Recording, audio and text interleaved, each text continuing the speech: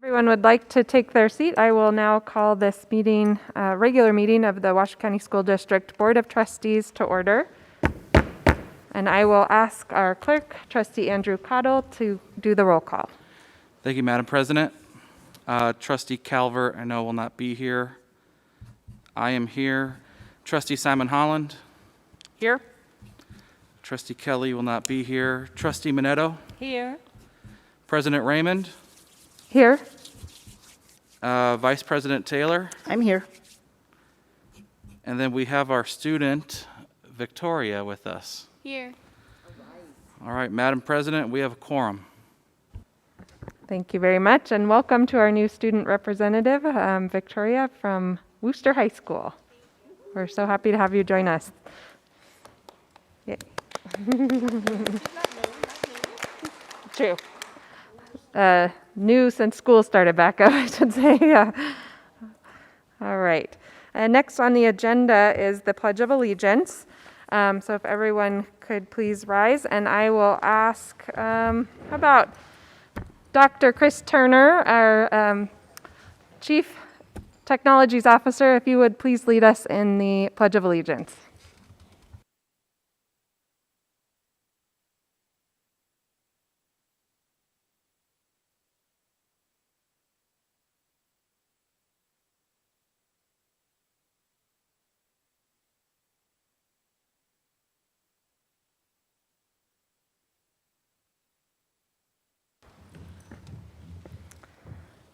All right, next item is action to adopt the agenda. Just looking for a motion from one of the trustees on that. So moved. Second. Motion from Vice President Taylor, second from Trustee Simon Holland. All those in favor, please signify by saying aye. Aye. And any opposed? All right, that motion passes unanimously. All right, moving on, we have our consent agenda items. We did receive questions on a few of these items. Those questions have been answered, and the answers are included on our board docs and are available for viewing there. And I will just double check. Fine. JJ, do we have any public comment on consent? We do not. Okay. And if no trustees are looking to pull any items, Trustee Cottle. Thank you, Madam President. I'm not going to pull 2.06, but I would like to say that as we go into the third year of this contract, I think it would be important for our school district in the spring to have a conversation about the merits of Microsoft versus Google. And I think we've heard a lot from our teachers about that. So I just want to put that on the record that let's have that conversation before we renew our contract with Microsoft. That was it. Thank you. Thank you. So then if there isn't any interest in pulling an item, I'd be looking for a motion to approve consent agenda items 2.02 through 2.14. So moved. Second. Okay. Motion by Trustee Simon Holland, second by Trustee Minetto. All those in favor, please signify by saying aye. Aye. Any opposed? All right. That motion passes unanimously. Next up is public comment. This is our general public comment. So these are public comments that are not related to a specific agenda item, or if an individual would like to make public comment on an agenda item that is scheduled for later in the meeting but cannot stay till that point, they can make that comment now. Additionally, we are still recording this meeting. It is live on YouTube, and any individual that is watching can submit public comment to publiccomments@washoeschools.net, and those public comments will be forwarded directly to the trustees. We will read them individually, but we will also read the names of anyone who submitted public comment via email. And so I believe we will start.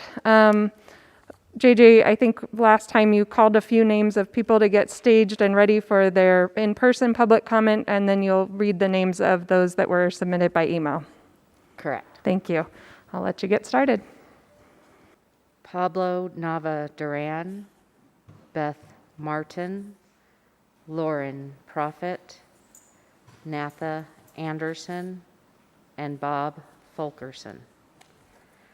We received public comments from Emeka, Shoshua Wang, Jed Spangler, Christy Whiteside, Rosie Mann, Christopher Reynolds, Andrew Cristancho, David George, Peter Fleischman, Demetria Garnsey, Jim Hawthorne, McKenna Miller, Allison Platts, Rachel Fisher, Suzanne Lewis, Scott Dickens, Melissa Greenfield, Lisa Evans, Stacy Norbeck, Lisa Lee, Larry Cates, Stephen Brown, Don Mahan, Carol Morgan, Valerie Brown, Kate Kirkpatrick, Daisy Buchanan, Julie Sharp, Ariel Hunsberger, S. Green, Anonymous, Brianna Dean, Debbie DiCalogero, Chelsea Steverman, and Jenna Larkin. Pablo Nava Duran. Good morning. Good morning, board members and Mr. Sisley, Miss Random. So nice to meet you. Have not seen you a long time. I know it's a difficult time during COVID-19 pandemics, and I know you work so hard to bring the student back to school. I really appreciate it, and to make sure the student will learn something new and will receive it at school. Do support having a hybrid learning district, like having one school to go to attend another, to go to school other days, and others stay at home. That's good. To avoid gathering of 50 or more or 10 or more. I know what the state guideline, but as we know, the Washington County School Districts have been rising the cases positively, which is, oh my God, not good. Not good so far. So I think like we could keep it up like for the next 2 weeks. If it's here's something worse, it never become a hotspot for COVID-19 or Washoe, then we had to put on a full district mode, and hopefully we not go lose a federal money. So I've got questions. So first, what the deadline for the variant? So how it will impact for the variant during COVID-19? And second, so the zoning meeting, what date the maybe zoning meeting are going to be? And P, that's it. Thank you, Mr. Nava-Duran. I will ask a staff member to address both those questions. I did email you an answer to the variance question, but I'll have somebody find you for the zoning committee meeting. Beth Martin, Lauren Prophet, Natha Anderson, Bob Fulkerson, Janine Luciani.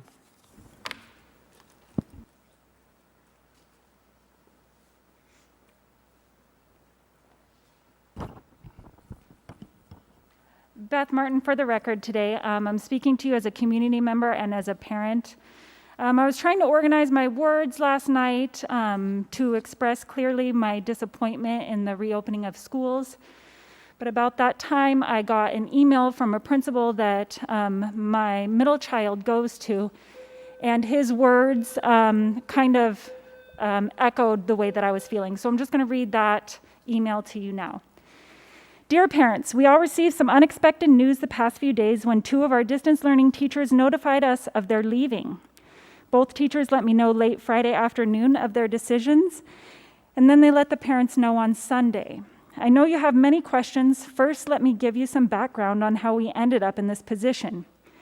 Each school was tasked by the district with creating a distance learning plan. We had a plan developed, and we had teachers who were willing to do some of the distance learning positions. Many principals were under the assumption that our schools would be provided with distance learning teachers and/or teaching allocations. Unfortunately, schools were informed the week before school started that we would not receive additional teacher allocations for distance learning. Our plans were also complicated by not knowing how many distance learners we were going to have then, and the school district not allowing schools to identify distance learning teachers until 3 days before school started. With such a short timeline, I had to identify teachers to do distance learning. This meant that I had to shuffle students from their assigned teachers for in-person learning, and I had to move teachers from their original assigned classes. It was not ideal, but I had confidence in the teachers that were assigned to distance learning. Regrettably, distance learning created many unforeseen difficulties, which I believe led our teachers to pursue other options. Some of these difficulties were trying to teach multiple grade levels, large class sizes, which do not allow for addressing specific student needs, and using the district-adopted curriculum that was not designed for remote learning. I'm now trying to find new distance learning teachers that can start as soon as possible.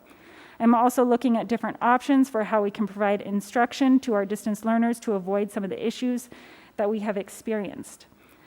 I know this is not an ideal situation and not one that any student should have to experience. I will continue to look for solutions and will try to answer your questions.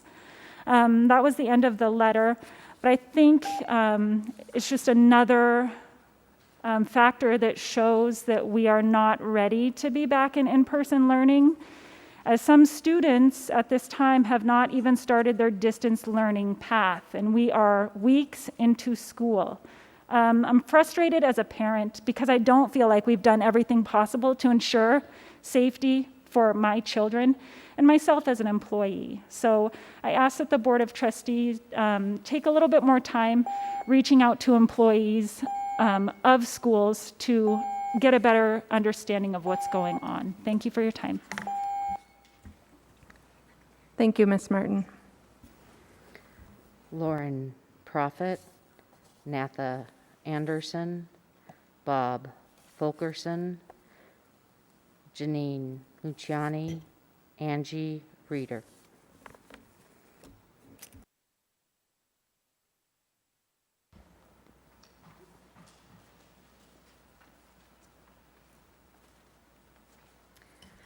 Good afternoon. My name is Lauren Prophet, and I've been an employee of the district for just over 2 years. I'm here today to talk about the perception of school readiness and being back in buildings. When I sat down to write this last night, I stumbled because I immediately thought of all of the hard work and great things my colleagues and administrator have done over the last 5 months. I stumbled because by saying this, I fear I'm painting a picture that says everything is great, because everything is not great. While my respect and gratitude for those who I work with has grown tremendously over the past months, I know that this hamster wheel we are on is not sustainable. We are overextended, our mental health is suffering, and burnout is real. As a teacher, I want you to know that I did everything possible to prepare for the new school year. When it became clear that we were coming back in person, I put my reservations aside, put my head down, and went to work. I worked hard. My colleagues worked hard. We worked long past our contractual obligation into the weekend and were as ready as possible for August 17th. Fast forward a few days, and my principal called, and he said that because the distance learning numbers were so high, I was being moved to a distance learning position. In a move very unlike me, instead of immediately saying yes, I said, I really don't want to do this, but I understand that it's what's necessary, and I'll do my best. Being asked to pivot at the last minute wasn't my primary reason for being upset about this change. My first thought, the kids. After having been separated from them for 5 months, I was excited to come back because I was moving up with them. But knowing that I would have to come in Monday morning and tell them that they were being moved to another teacher broke my heart. And I feel incredibly guilty about these changes for my teammates, whose classrooms are now close to capacity. None of this is ideal, and there is very little that we can do about the pandemic. However, I do believe the district could do a better job of communicating the reality of what's happening in our schools. Teachers need to be treated as professionals and with patience as we are forced to pivot and constantly adjust to this ever-changing situation. Thank you for your time. Thank you, Ms. Prophet. Natha Anderson, Bob Fulkerson, Janine Luciani, Angie Reeder, Michelle Rutherford.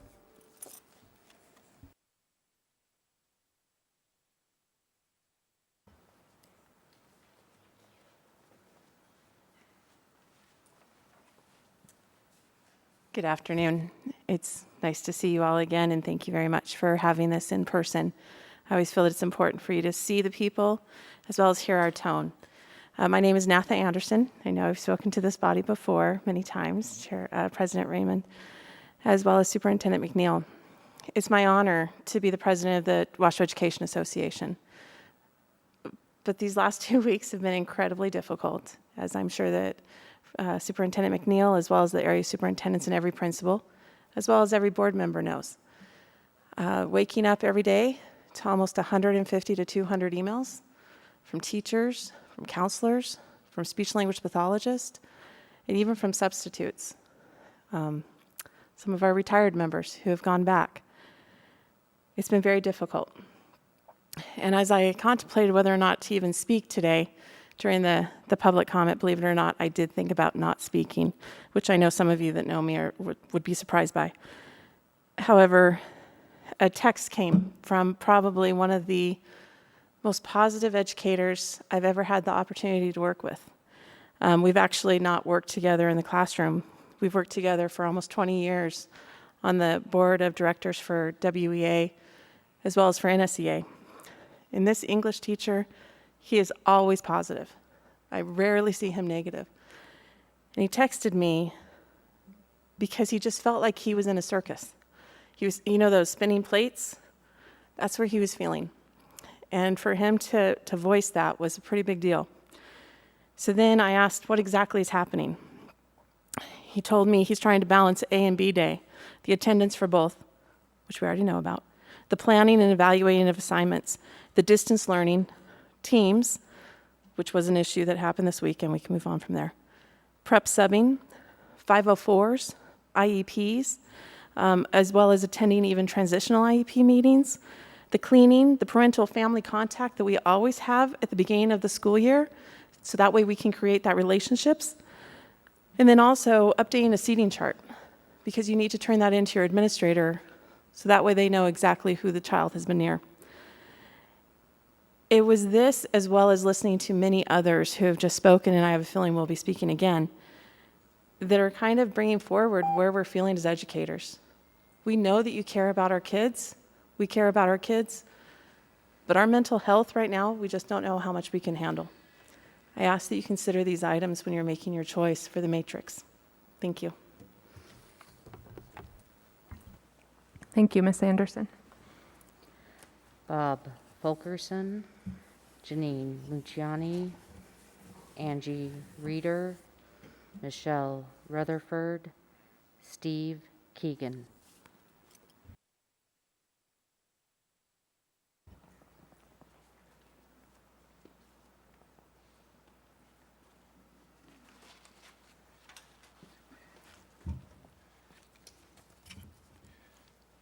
Good afternoon.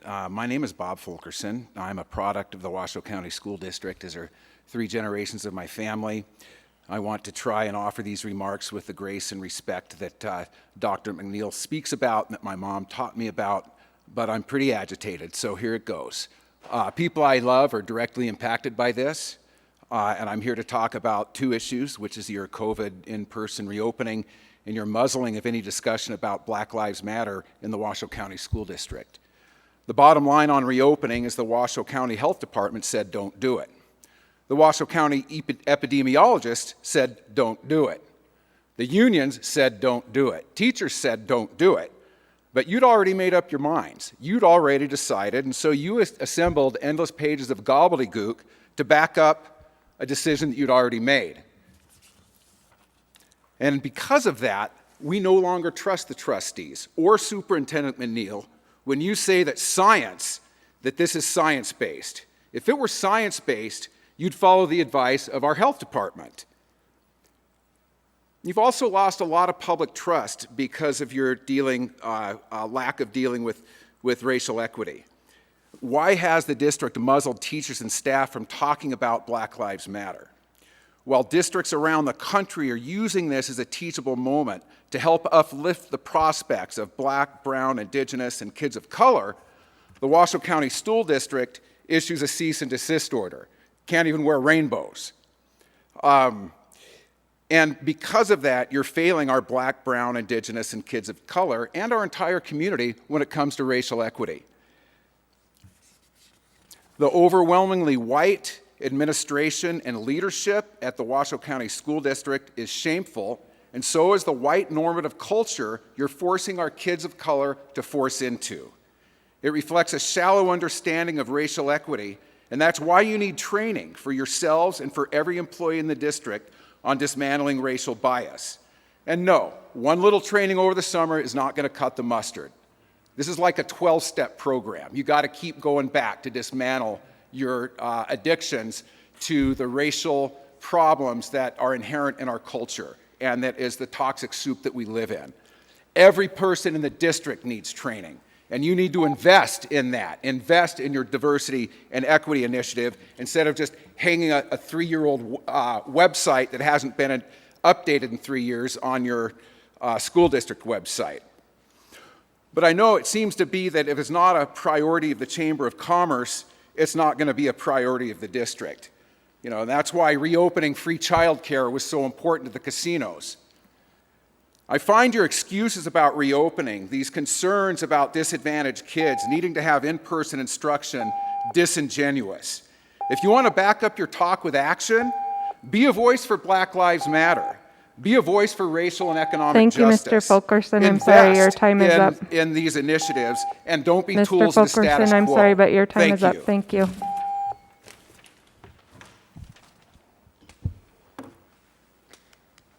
Janine Luciani, Angie Reeder, Michelle Rutherford, Steve Keegan.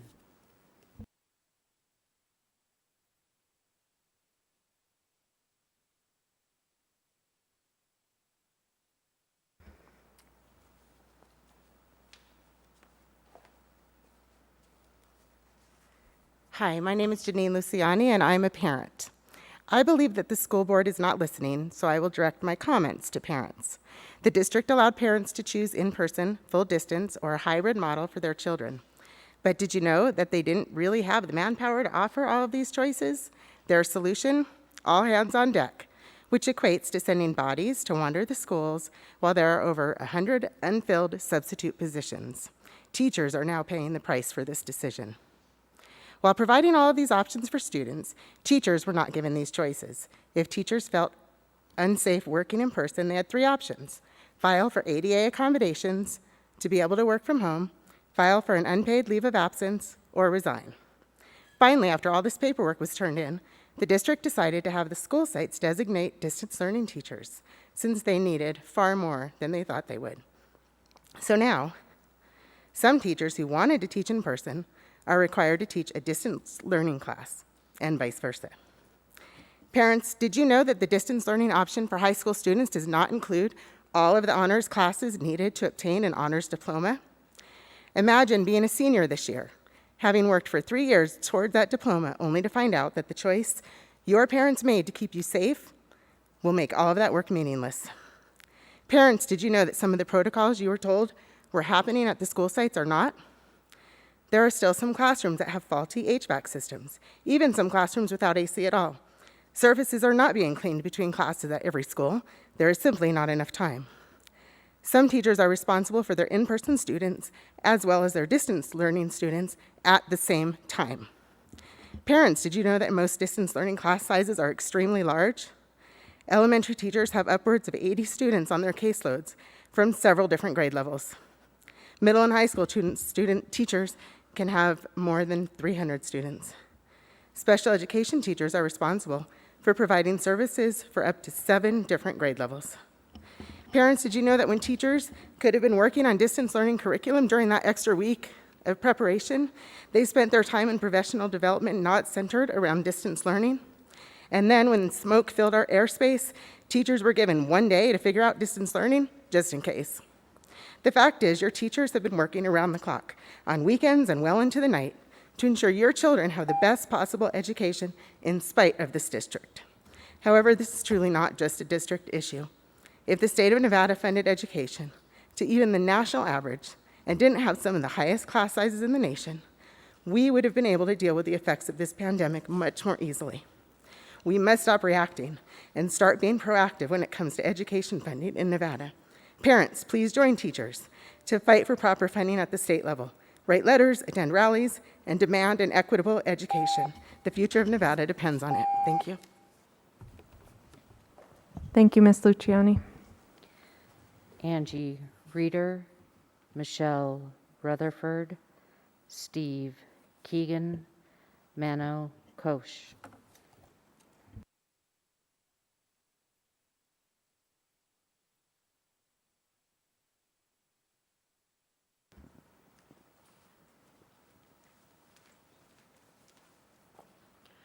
My name is Angie Reeder, and today I would like to speak as a parent and as a teacher in the Washoe County School District.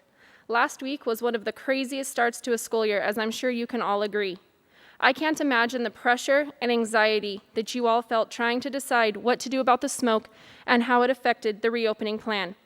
I know that no matter what you do, at least 50% of the population won't be happy. We know this from snow days and snow delays. But I want you to stop and think about the anxiety I felt as a teacher and as a parent trying to prepare for Monday morning. Friday, I was given time at school to plan for distance learning. However, that is an undertaking that cannot be done in one day. This included getting teams up and ready, and as you know, our classes disappeared. I needed to contact families and explain to them that we might be making a shift to distance learning, but I didn't know the answer to that, so I needed some information from them to prepare just in case. And it also included preparing materials for pickup, gathering student belongings, and seeing the technology that they might need.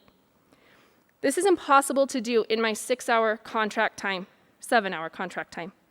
I was left full of anxiety and spent much of the weekend trying to complete all of this, only to find out that I would be going to school Monday at 5:30 Sunday night. Now, while I'm happy to be going to school and be in class with my students, I was now scrambling to plan for in-person learning and make sure that I was ready for the 16 faces that were going to be depending on me that day. As a mom, I was dealing with the disappointment from my daughter. I was also dealing with what I was going to do with her. There are no laptops to be found in Reno or online. I chose in-person learning, and now I'm full of anxiety that if we make the shift to distance learning, she's not going to have what she needs because I can't find it. I know it is impossible to make these decisions, but I ask that you show consideration for our staff members and our families and do not make us make this tremendous shift on a moment's notice. Thank you for your time. Thank you, Ms. Reeder. Michelle Rutherford, Steve Keegan, Mano Koch.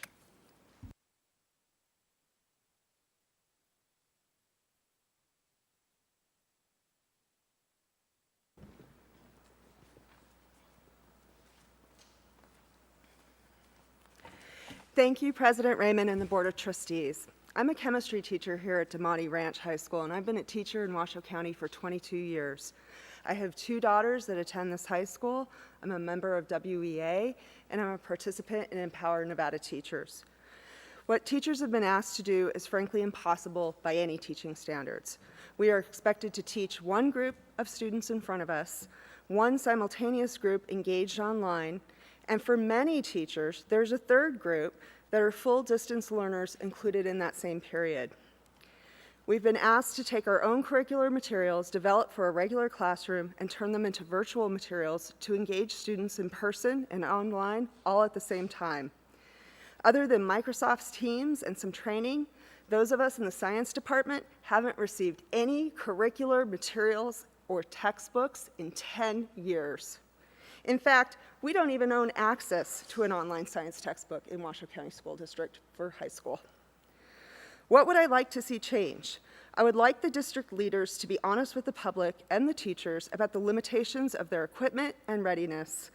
I would like us to figure out a way to provide high-quality curricular materials to every teacher at every school in our district, similar to what North Star has access to. I would like to request that we use a true learning management system that would assist in organizing the lessons, providing feedback easily, and taking attendance for our distance learners in a simpler process. I would like to request that district administrators make announcements to families in the district when things go wrong, like the loss of classroom teams over the last week. By the way, thanks you very much to Dr. Chris Turner, who finally sent out a message about our computer information losses on Sunday night. But even that, had it occurred Friday or Saturday, would have saved sleep and work for many. Trainers, teachers, students, and parents were all frustrated. I would like to see the magical thinking of our district stop. It's one thing to be optimistic, it's another to make promises you cannot meet. This happened when we told parents moving between full distance learning and hybrid schooling would be seamless for students. It won't. You were told a cadre of online teachers would be providing the distance learnings in the hybrid plan. They're not. We classroom teachers do that. So I'm hoping all of our leadership can be honest and realistic with your teachers, your administrators, your students, your parents, and your voters. We need to know what's happening at all levels to do a better job at our own level. Basically, we need all of you to be better communicators for this new learning to work. Thank you. Thank you, Ms. Rutherford. Steve Keegan, Mano, Koch.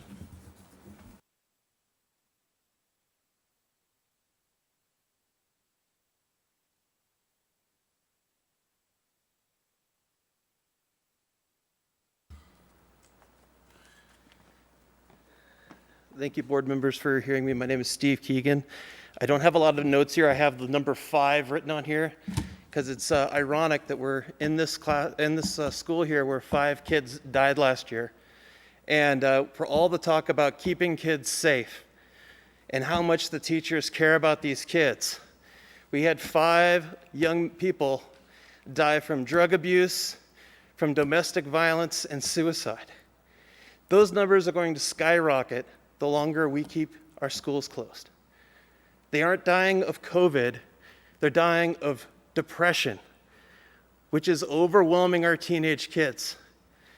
My 2 kids lost their mother on Christmas this year, and it was about a month before COVID started to hit. They've been in isolation for basically 6 months with no kids to talk to, sitting in a 2-bedroom apartment. And I had my work outlawed. Okay, I'm in the wedding industry. There are no weddings anymore. So when I hear things like we're all in this together as teachers are getting full pay, and I'm living on $600 a week, trying to raise 2 kids by myself in a little apartment, we are not all in this together.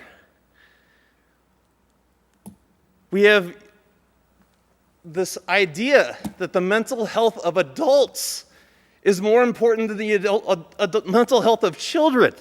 Who are we?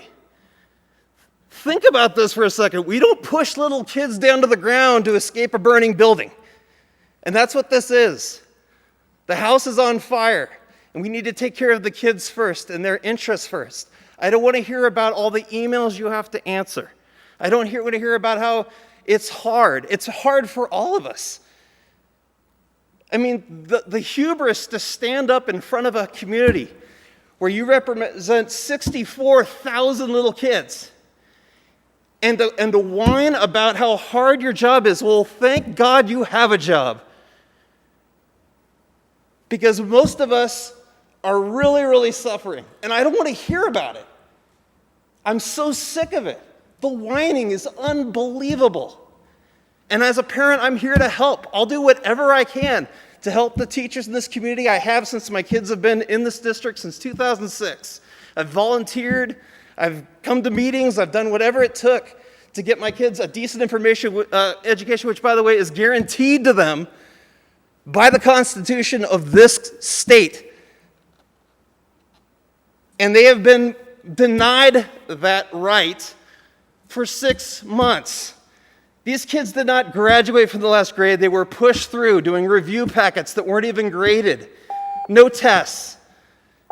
And we're on to the next grade, where I guess we're just going to push them through another year with this, like, half-assed, what Mr. have you. Keegan, I'm sorry, but your time is up. Thank you for your time. Thank you so much, and I'm sorry for the loss of your wife. Mano Kosh.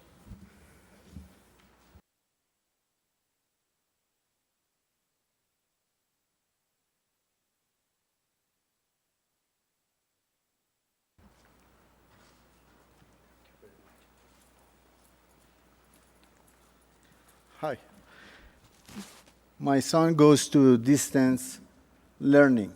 It's disaster. No book, no teacher. If I put him on Khan Academy or YouTube, he learn more than the situation that we have it now. I don't know how to check his progress. I don't know how to check the grades. The situation is disaster. They told us there is going to be a teacher for each subject. Nothing. We don't know who we have to contact. They told us you have to contact the consular contact the right person. This is the disaster that we have it. They are not learning anything. And board had enough time to come with the one program for everybody.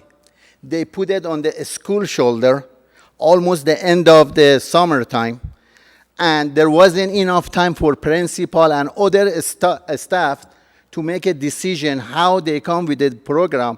Therefore, every school has a different program, and we don't know how long we are going to go. Just turn on the computer, somebody comes, talk about the history, and goes and leave the student with a lot of problem. You know, even in TMCC, that learning distance courses, how hard is that? Now, you put it for 12 years or 11 years old kids. And this program became another coronavirus for us. That much a problem. Our students do not have education about the safety. They don't have a safety. If you want, just go stay by the highest, with the school, doesn't matter, high school, middle school, and you will see those kids that they are 1 mile or 2 miles from the high school or elementary school or middle school. They come to a school without putting the mask, and there are 4 or 5 of them. All of them, education just came a game, a movie in the TV, not reality. The reality is kids are not safe. The reality, kids, they don't have education. Last time I wrote a letter for you, somebody told me answered me that, oh, we have to consider the kids emotional. Why they should not the kid learn the hard time? They use it for experience for the future. What emotional are you talking about it? Emotional that they get the virus, they die, or they transfer it to other people? Still, the hard time didn't come up. Please, come with a one program for everybody in case if you close the school. Am I done? Yes, your time is up, Mr. Koch. Thank you very much. Thank you. Thank you. That's all I have. Thank you very much, JJ. All right, next up on our agenda is item number 4.01, which is presentation and discussion of the upcoming 2021 Nevada legislative session and possible action to approve the topic of the Washoe County School District bill draft request as allowed by Nevada Revised Statute NRS 218D.205 to be,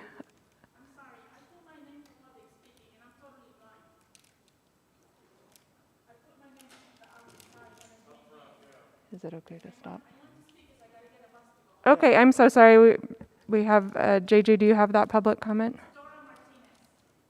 Yes, we had her for 5.01, but we can take her now. Okay. Yeah, you can go now if, yeah, someone can help guide you to the podium.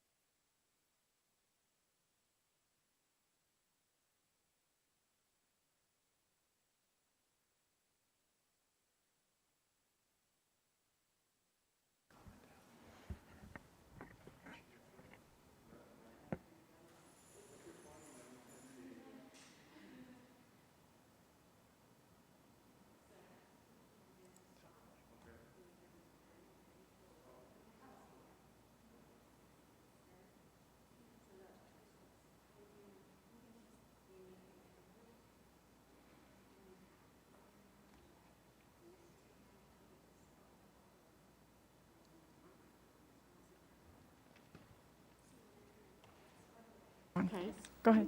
Okay. Okay, cool. My name is Dora Martinez, and if you all could see, I'm totally blind, have a service dog, and I just want to express how disappointed I am. I took 3 buses to get here, and then I had to stop at Del Monte Walmart because there's no buses. RTC access don't come here, and I had to get a taxi or a Lyft. So, with the other folks that went before me, I can only imagine how hard it is to be a teacher. And I am a mother of 2 Washoe County school students. And I need to tell you that it is very hard for a blind mom. I am a tech savvy. I use iPhones, PC to navigate the web. And it's hard for me to keep track on my kids. As I heard before, the teachers are having a hard time as it is. And I want to do my job as a independent parent to make sure my kids are on top of their classwork. So with my son having AP classes, and that's disappointing to hear now that they're not going to be able to get that diploma, and for me to even access to make sure that he's on track is not accessible. And I was on your website, Washoe County School District website, to look for my trustee. Not accessible. I cannot locate who's my trustee. And I need to let you know that there are moms who their students are not in IEP. They're not disabled, but the mom is. And they are having a hard time with the third app that the school are using, Class Dojo and other ones that I can't remember. We need to be, you guys need to be inclusive of, you guys are going to use tools to make sure it's ADA compliance, 504, 508, all of that. Because as hard as it is to be, to navigate the website as it is. And I want to do my part because I want to raise my kids properly, and they need to know, what education is important and valuable. So that's all I wanted to say. And please, next time when you have meetings, public meeting, there's Worcester, there's Reno High School, there's McQueen, and there are 4 buses line going up there. Because now I got to rush out, and sorry to interrupt, but really, thank you so much. Thank you, Ms. Martinez, and no apology necessary. I'm sorry that we missed your card earlier. There's the lady that's talking. We're going to go just out this door. Oh, okay. We're going to go a different way. So, yeah, turn around. We're going to go straight ahead. Watch the step. There's a step back. Right, you got it. Shirley? Yeah. Oh, okay. Oh, okay.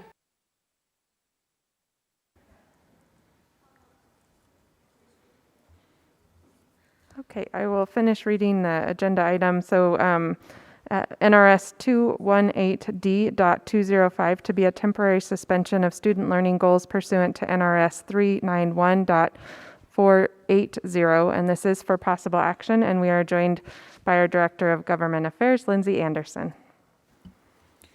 Thank you, Madam President, trustees. I am here today a second time to continue and hopefully finish our conversation about the potential bill draft request on behalf of the Washoe County School District as authorized by the statutes. So we had a conversation at our last meeting, and I'm not going to go through it again, but basically some of the thought process around our staff recommendation regarding our bill draft request for the 2021 legislative session being around temporary suspending of the statutory requirements for student learning goals or objectives. So we had that conversation that there was preliminary approval from the board, but there was some questions about feedback from other district superintendents and stakeholders. And so between our last meeting and now, we have shared this concept with fellow superintendents, with Dr. McNeil, the Nevada Association of School Superintendents, which is all 17 school superintendents plus the Charter School Authority, and the Nevada Department of Education.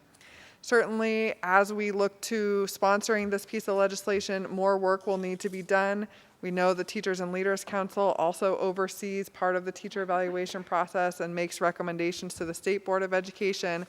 But I am happy to share that we did not receive any opposition from other districts. In fact, full support in many cases. I think I'm thinking of one email that said 1,000% support, so I'm not sure if that counts for extra.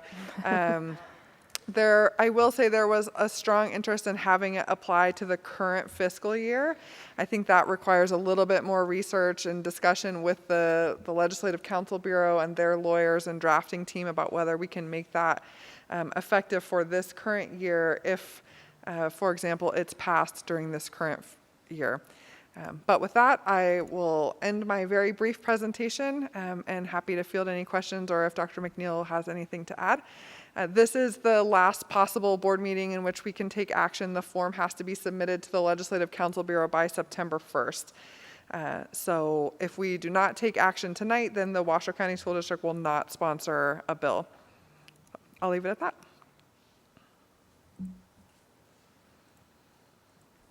All right, well, thank you very much. And I will look to see if there are any questions at this time. Trustee Simon Holland. Thank you, President Raymond, and thank you, Lindsay. And this is a great idea. Would the language of our BDR be temporarily suspend statutory requirement for student learning goals? Is that what it would say for our request? Thank you, President Raymond and Trustee Simon Holland. We don't get to draft the actual language, so we can use those words in what we tell the Legislative Counsel Bureau we would like it to say, but ultimately they will draft the language for us, and hopefully that's an iterative process. They can give us a draft and we can provide some feedback. So I can't confirm that's the exact language, but we can use those words in our submission. Thank you. If I might, President Raymond, I absolutely understand. I just wanted to make sure that we know exactly what we're going to be saying, what we're going to be asking for. So that would be I would it. just offer, in my experience, we do get a chance to see it before it's actually pre-filed, and so we can make sure that the words that are in it convey our intent. And then also being open to the fact that I can't think of a bill that's been introduced and passed in the same exact form, or they're few and far between. So we can anticipate, perhaps things we didn't think of. There may be changes along the way to that language to make sure it's exactly what we're looking for. Great, thank you. Trustee Minetto. Thank you, Madam President. This is shooting for the moon.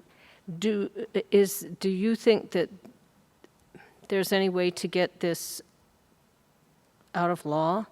It's really time consuming for teachers, and it's just really time consuming when they could be planning, or it seems like a waste of time, an awful lot. I guess I would just say, this is Lindsay Anderson, there's a way. I mean, we know the process by which to change the law, and that is during a legislative session.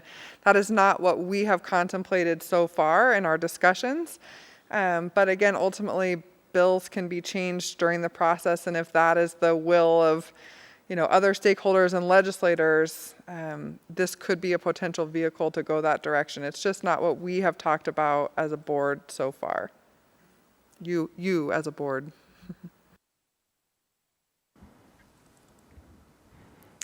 All right. I guess and I apologize if I missed this, but if you could maybe just talk a little bit more about how it would apply to this fiscal year if the legislative session doesn't even start until February, right? So then would it be sort of after the fact that they just wouldn't count towards the evaluation, but the time spent would still be taking place, time spent on the SLOs or SLGs? If you could just expand on that a little bit. Sure, Lindsay Anderson. I mean, I think that is the problem, is we're past being able to fix it on the front end this year. But ultimately, depending on how the bill is drafted, it could become effective upon passage and approval, which means as soon as it's signed, then it would be effective. And if that is before any statutory existing requirements, then the law would be changed before those happened. I think it's hard to know exactly what that would look like and exactly what kind of feedback that would get after the fact, but we cannot change the law before the legislative session starts, which leads to the problem in timing. Thank you. I'm interested in that, and primarily because I have heard concerns just from teachers about this year, and and I know that the district is working on solutions to help ease some of that strain on the teachers for this current academic year, but also don't want there to be a sense that they invest a lot of time and energy in something that then just gets kind of wiped away after the work is done too. So I see Dr. McNeil's lights on. Yeah, just real quick, and that's exactly what I was just going to say. I know that our chief academic officer and our deputy superintendents, our area superintendents, and Mr. Hayes are working as far as to be able to streamline the SLO, the student learning objective process, as much as possible within the current confines of the legislation that's in session right now. Thank you. Well, I don't see any other lights. I'll just double check and see if we have any public comment on this item. We do not. Okay. So we do need to take action today. I don't see any lights. Trustee Simon Holland. Thank you, Madam President. I would move that the Board of Trustees approves the Washoe County School District 2021 bill draft request to be a temporary suspension of student learning goals objectives. I second. No, you second. You're the former teacher. You second. All right. Motion by Trustee Simon Holland, second by Trustee Minetto and Vice President Taylor. All those in favor, please signify by saying aye. Aye. Any opposed? All right. Thank you so much, Lindsay. That motion passes unanimously, and I'm sure you're counting down the days now to the session starting, the third session in this last few months. Madam President, if I may? Yes. And I didn't think it should be a part of the motion, but I just want to make sure it isn't lost in the record what Dr. McNeil said, that in the event, because of the timing, the unique timing around this, that that staff understands that it's the board's desire to at least minimize that as much as possible, to the extent of the law, to at least do what we can while we hope for the passage of our BDR, of our bill. This didn't want that to be lost. Thank you. Yep. Okay, next up, 5.01 is presentation, discussion, and possible action to approve the draft Washoe County School District Strategic Technology Plan, Phase 1, to identify technology goals and action steps, again, for possible action.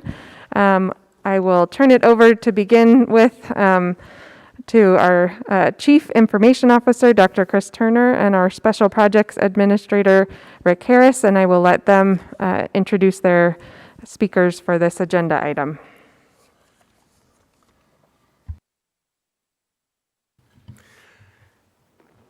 Good afternoon, President Raymond, Board of Trustees, and Superintendent McNeil. Thank you for the opportunity to present on our nearly year-long strategic technology planning effort.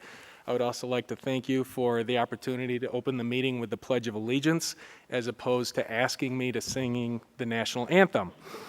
Obviously, due to my short tenure here, I inherited this project and this process, and I'm heavily indebted to the work that has already been conducted, as well as the investments of my co-presenters this afternoon.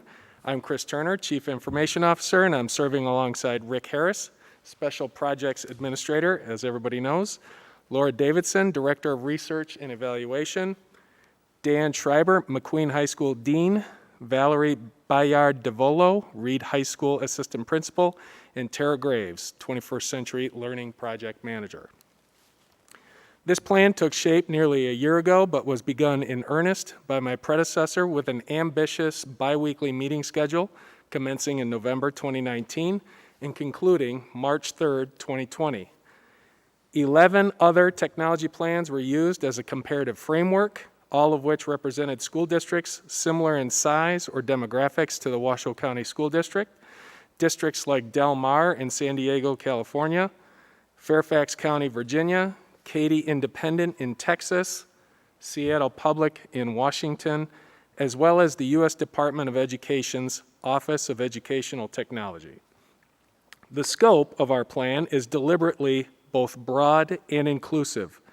The Strategic Technology Planning Task Force covered instructional and operational technology and involved dozens of district employees, representatives from the business and general community, as well as parents and students. Importantly, the plan is meant to be iterative, continuously developed over time. While we have every confidence in this ambitious initiative, we firmly believe in the value of reexamination and refinement. So, I'd like to begin tonight with what I found as the plan's very powerful introductory statement. Technology empowers and enables learning and teaching for the modern world. In a highly interconnected, globalized economy, students must be prepared to leave their K-12 experience ready for careers, colleges, and life. Technology is embedded within our daily lives. This strategic technology plan outlines how Washoe County School District will meet these demands and educate students for the 21st century. The plan articulates a comprehensive mission and vision for technology in WCSD and addresses learning and teaching with technology along with business operations.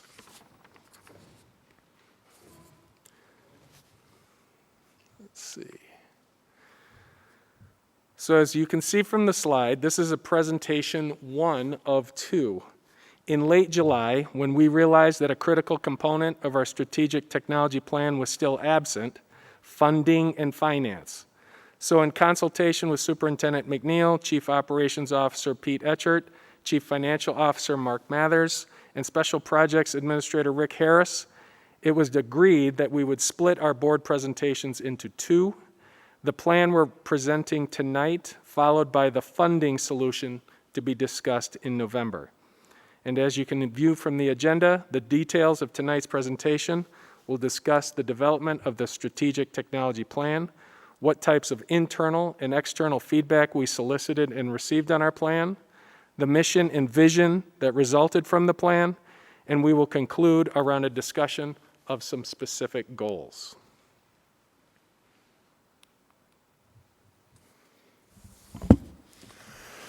Good afternoon, President Raymond, Superintendent McNeil. For the record, Rick Harris, Special Project Administrator. I'm going to walk us through our plan development tonight. You'll recognize a lot of these slides because we brought them to you back in November. It kind of told you that this was our lesson plan, so to speak, as we went on our mission.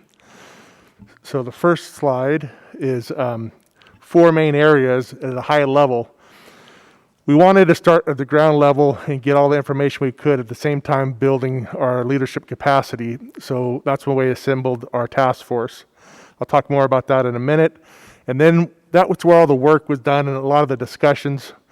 And we created many drafts and refined those drafts and we brought them forward to our growth and technology working group, which is a great group with a lot of ideas and amazing feedback. And then we refined the plan some more, and now tonight we're bringing it to you for your input and your direction. And then the final phase will be implementing the plan. This graphic really shows how the work was done. The strategic planning groups were broken down into work groups. In these small work groups, we had great discussions. And then we brought our ideas back to the strategic group for them to refine and give us input. And then once again, we would kick it back to the growth and technology team and then our leadership team for ideas. We've had several of those meetings and they've been very, very productive. This next slide, really the graphic is what we focused in on, is bringing all these ideas, are real complex. There's so much with technology. How can we get them all going in the same direction? How we can get everybody's needs and improve in our systems. So really, as we work through this, and Dr. Davidson will give us more information about our surveys and our focus groups, but we gathered all kinds of ideas to make sure we were including everybody and brought those forward. That Strategic Technology Planning Task Force on the next slide outlines an amazing group of 31 people, and you can see they're from all of our teachers and administrators and every area we can get, and they worked extremely hard on this plan. I was very proud of what they did throughout the months of our work, and I'm very pleased tonight that we have 4 of them presenting tonight the plan.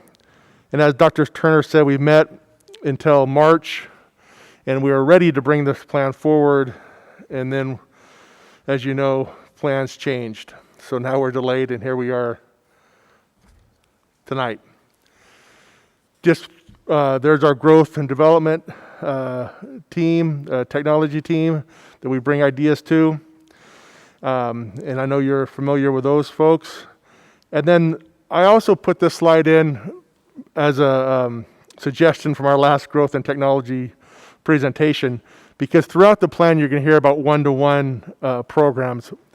And it's important that we talk about the 2 different types of one-to-one ratios when we're talking to technology programs.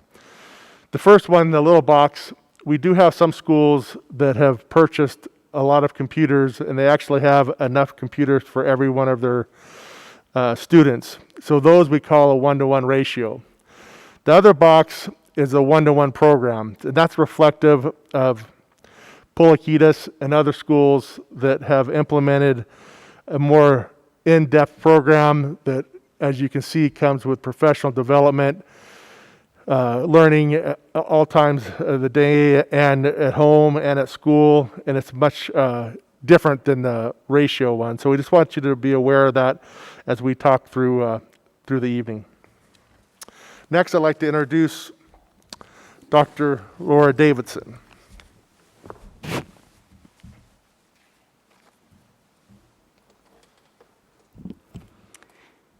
Hi there. For the record, Dr. Laura Davidson, Director of Research and Evaluation. And today I'm going to be presenting some of the results from the needs assessment efforts that we conducted earlier last year that helped inform the development of the strategic technology plan. But I want to just first note that there are 3 companion reports that will go along with some of the just quick findings that I'm going to share tonight, and they're referenced throughout the strategic plan as well as included in the appendix. So the first is the Strategic Technology Plan survey results. That is a survey that we administered to staff and families in January and February of this year.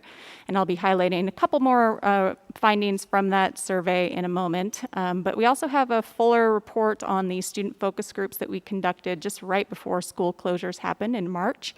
And then the third, which I won't go into a lot of detail today, but because it's referenced throughout the plan and included in the appendix, I wanted to just let you know that we conducted an evaluation of the one-to-one initiative at Trainer Middle School during its first year of implementation in 2018-19.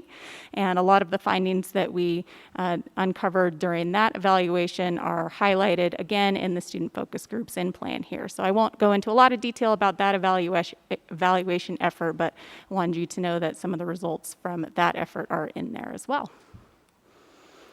So I'll start by discussing the results of the technology survey that we administered in January and February of last year. And that survey went to families, staff, and community members.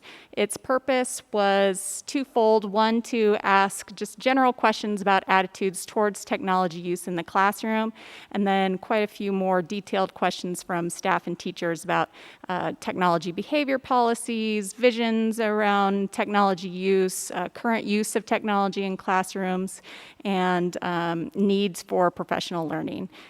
For families, the goal was really to keep that survey as short as possible. At the same time this survey was going out, there were two large-scale surveys also in the field, the budget survey and one around parent-teacher conferences. So our goal with the family survey was to ask some very quick but important questions about attitudes towards technology use in general and needs. For that survey, we took a third of, we randomly selected a third of all families in our district, and that's who we emailed the survey to. Again, we did that because there were two other large-scale surveys in the field at the same time, and we wanted to reduce survey burden for all three of those surveys. For staff, it was emailed to all staff in the district, including central office staff. And then there was also an open link on the district website that any community member or family member could access freely. So overall, our response rate across all of those groups was close to 11%, which sounds low and is, but is actually very comparable to this type of survey. So the budget survey that was out at the same time had a very similar response rate. Again, for families, we only sent it directly to a third of all families. And our family climate survey, which gets a lot of fanfare and occurred just a month or so after this, on that survey, we typically only get about 12 to 15% response rates from families. So we know you've heard lots of presentations about response rates are very difficult. And you'll notice that we did not send this survey to students. One, because it's incredibly difficult to access students through a survey unless you have them in a computer lab during class time. And we did not want to interfere with instruction, so that's why we did the focus groups, which I'll talk about later. So overall, we have about 2,700 respondents. So for the survey, it's actually 6 separate surveys included in one survey using different branching techniques, but some questions were administered to all respondent groups. And these first couple of slides here are all the ones that parents, community members, and staff members saw. And there are just some general questions to get a pulse on how people think technology should be funded in our district. So as you can see in that first bar graph there, the majority, 2/3 of all respondent groups do think that technology should be a funding priority. And certainly, as the next bar graph shows, most think that technology skills are incredibly important for college or careers.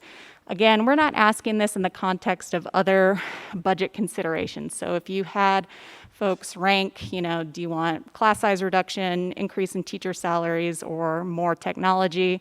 At the time this survey was administered, you would get probably different responses. Now I would be interested in knowing how important technology feels for people now that we have so many people on distance learning. And I think the inequities in technology across our district have certainly been more uncovered as the pandemic has unfolded.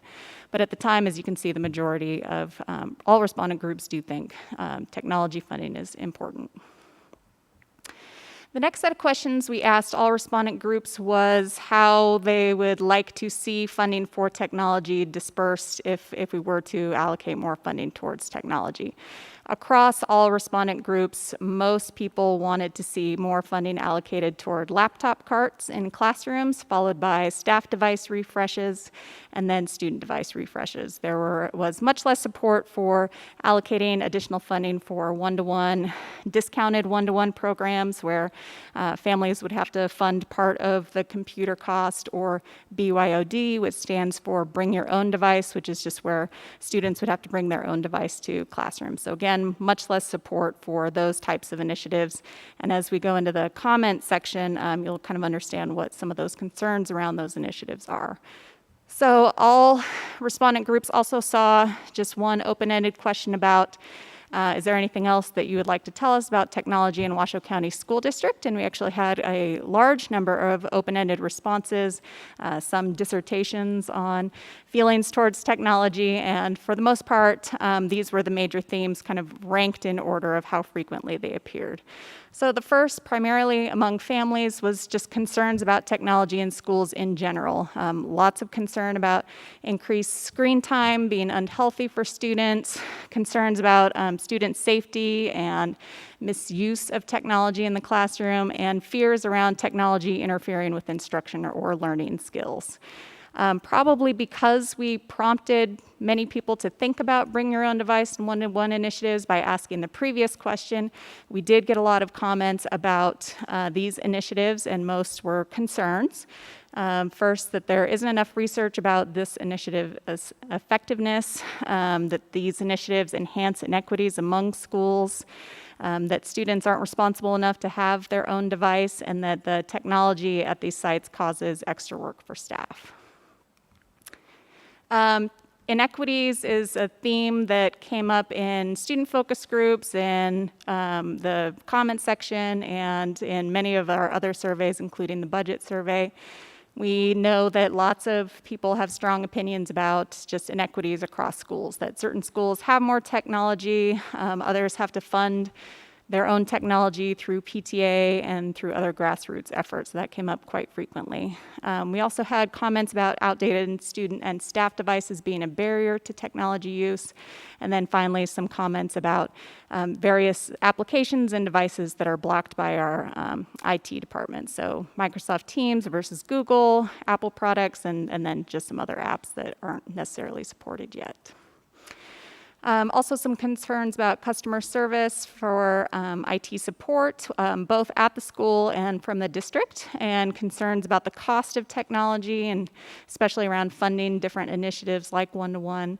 But then, there are quite a few comments about technology schools being incredibly important and necessary for college and career readiness.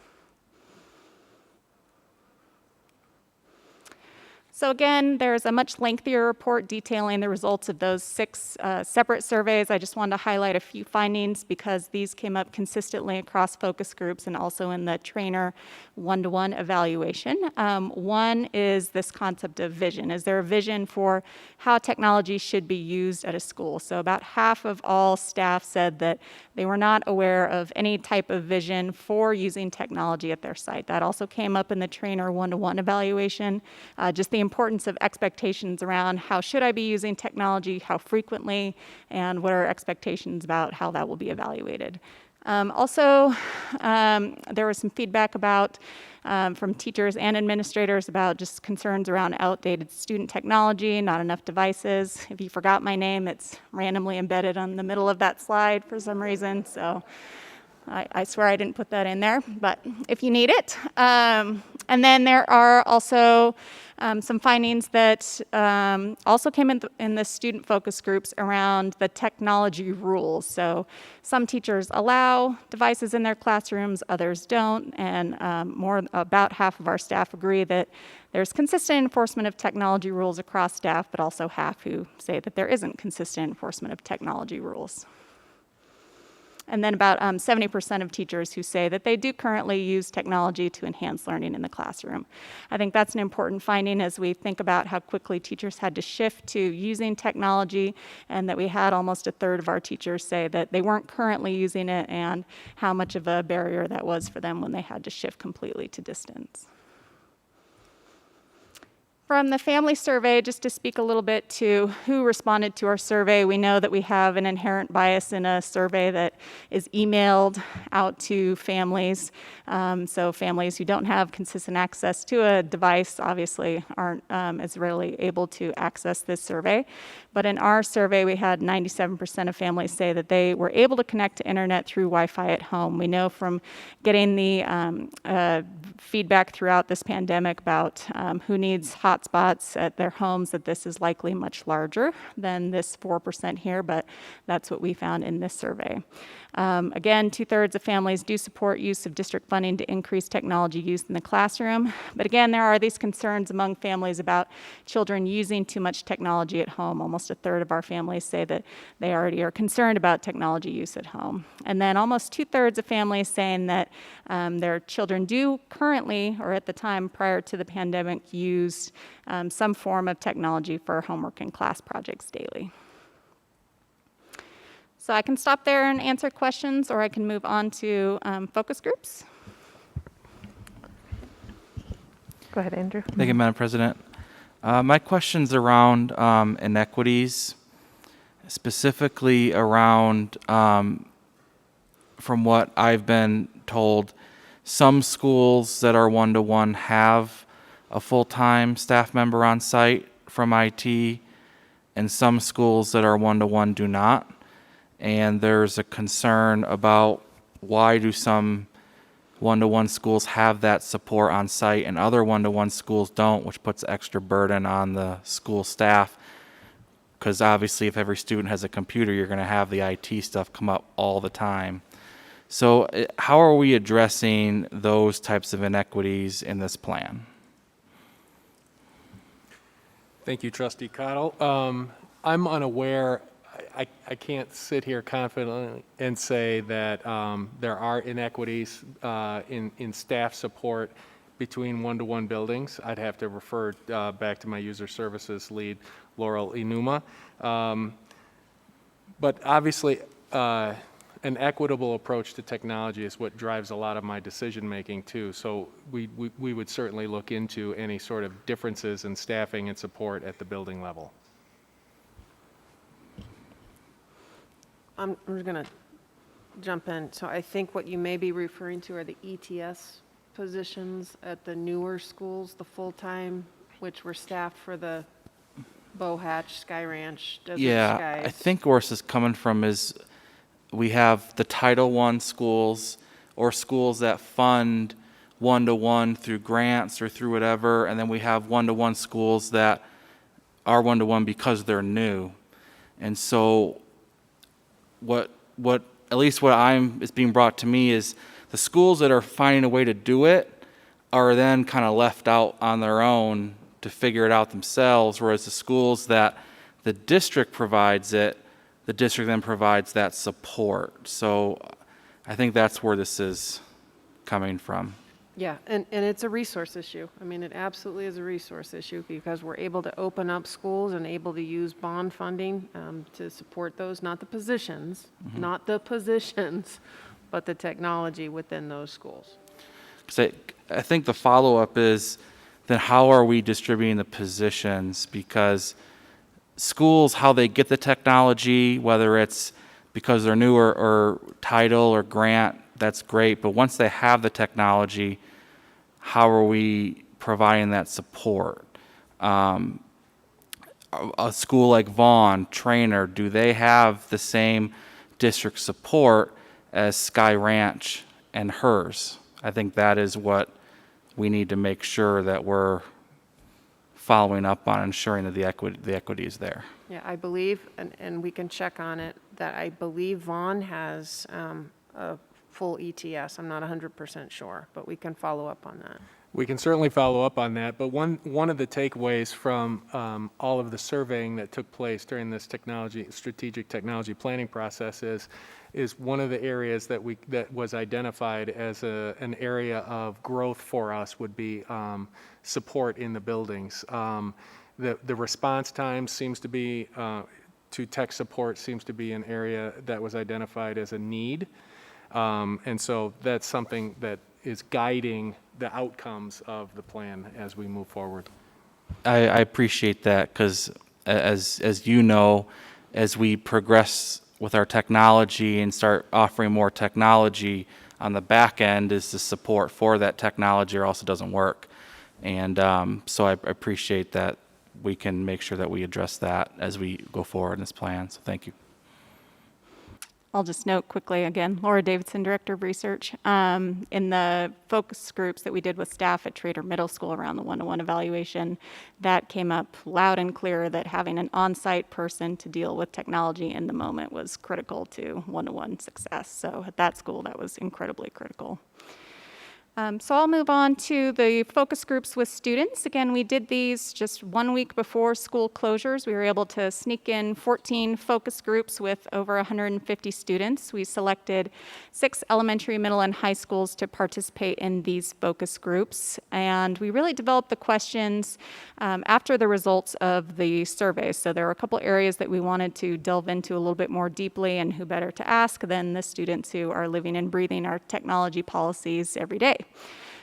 So we selected the elementary, middle, and high schools based on, we wanted to have some schools that had lots of technology, some that didn't have much technology. We steered clear of one-to-one schools because we had intended to do a deeper dive into the new one-to-one schools last year.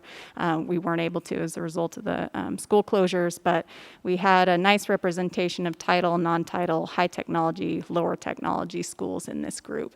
We asked staff to randomly select or provide a diverse group of students to speak to. We didn't want to just speak with leadership students. We wanted students who represented lots of different population groups. And again, we were able to meet with 150 students. Big thanks to Rick and many staff from my team who went out and did these focus groups with students. I think they gave us a lot of great information. So again, with students, we wanted to delve into some of those areas that came up in the surveys. We want to know more about this technology behavior policy and whether students were aware of behavior policies and if those varied by classroom. We want to know a little bit more about how their teachers were using technology in the classroom. We want to know their attitudes towards one-to-one and bring your own device initiatives. And then we want to know a little bit more about students' home technology use and families' behavior rules around technology to understand if there was perhaps a mismatch between what they experienced at home and what they experienced at school. Madam President? Hi, Laura. I just wanted to thank you for all the work. Thank all of you for all the work to get student voice involved in this, because I know you're a believer in all of that. And I just wanted to put a plug in to maybe have a student representative on the technology advisory group. I didn't see that listed in the plan, and I think that would be, more than one if you could. Have some students be part of that policy advising body. Thank you. Yes, wholeheartedly agree. I believe there were students on the advisory committee. I'm looking back at my team here. But I agree. I think a group, as we roll out this plan of students to bounce ideas off, is always critical. We did have a focus group with our Student Advisory Council last year to just get their input into some of their ideas about how technology should be used in the classroom, but that was sort of a separate project from this. So major themes from those focus groups were, of course, should surprise no one, but technology is critical to students' daily lives, personal lives, but also their school lives. Most reported using technology for homework. And then technology use varied really widely by classroom. We had some students say that they had never used any technology in any of their classes, to some students saying they used it in all of their classrooms. Again, the behavior policies, those varied really widely by classroom as well, even within the same school. So we had students say they had to drop their devices at the front door of their classroom and couldn't get it back until after class, to lots of teachers embedding cell phone use into teaching, to everything in between, having dedicated time set aside to use devices and check email. So behavior policies and consequences for breaking those policies varied really drastically across schools and even by classroom.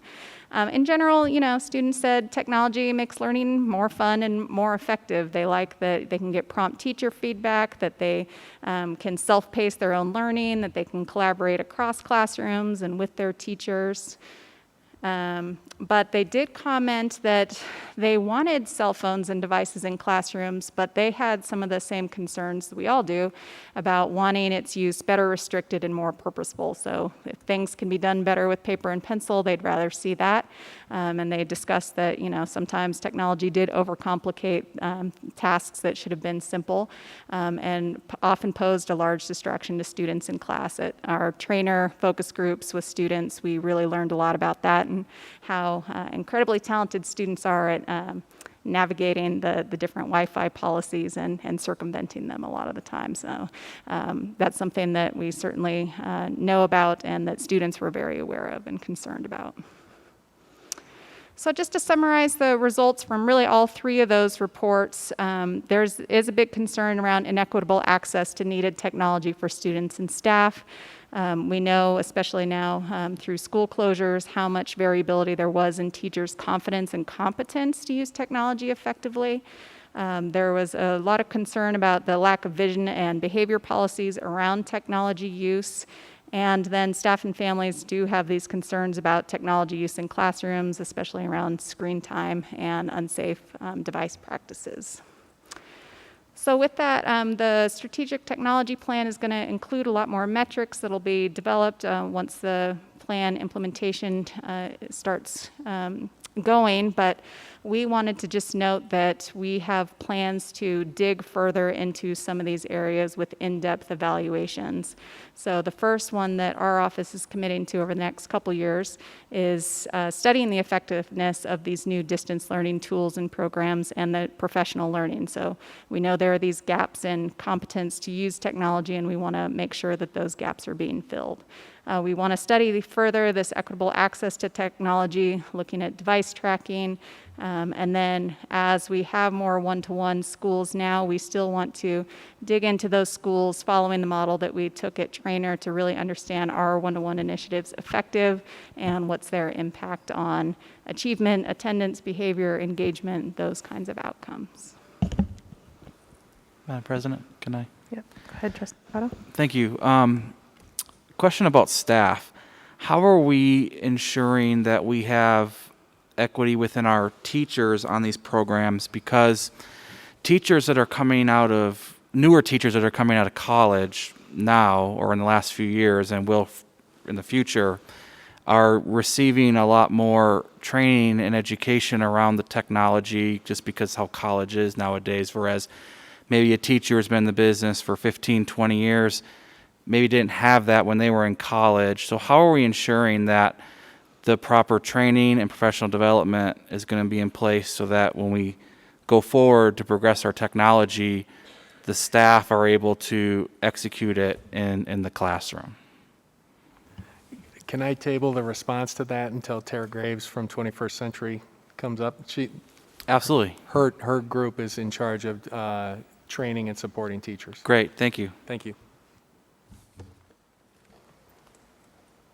Thank you, Laura.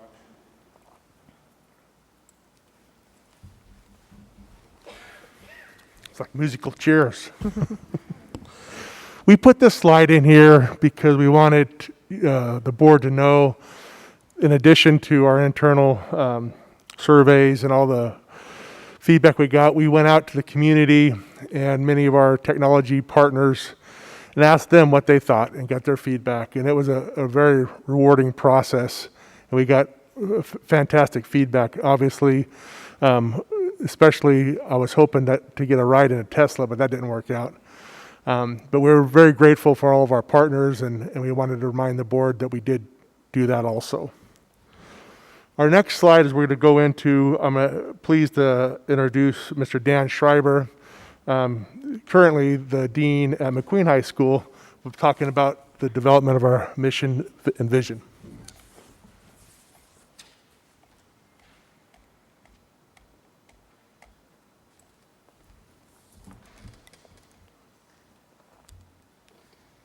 I'm getting old.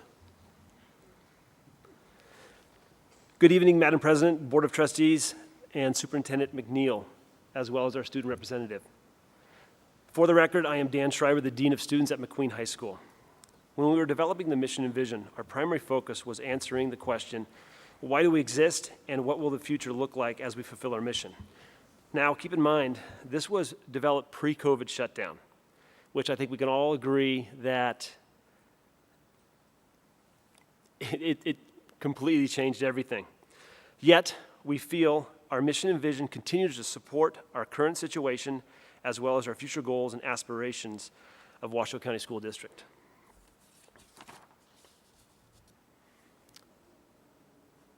Next slide, thank you. As you're looking at the mission and vision, I will give you some insight to the people and groups who helped develop the mission and vision. The 6-member group that developed the mission and vision were represented by a teacher, TMCC representative, district office admin, community member, educational consultant, and myself. During the revision, we asked for input from the entire task force on 2 different occasions, spanning 2 months of face-to-face and email dialogue. In addition, we presented it for further input to the Growth Committee, where they also gave us additional valuable insight when developing the mission and vision. In the end, the final draft, as you see it, went through 27 different revisions.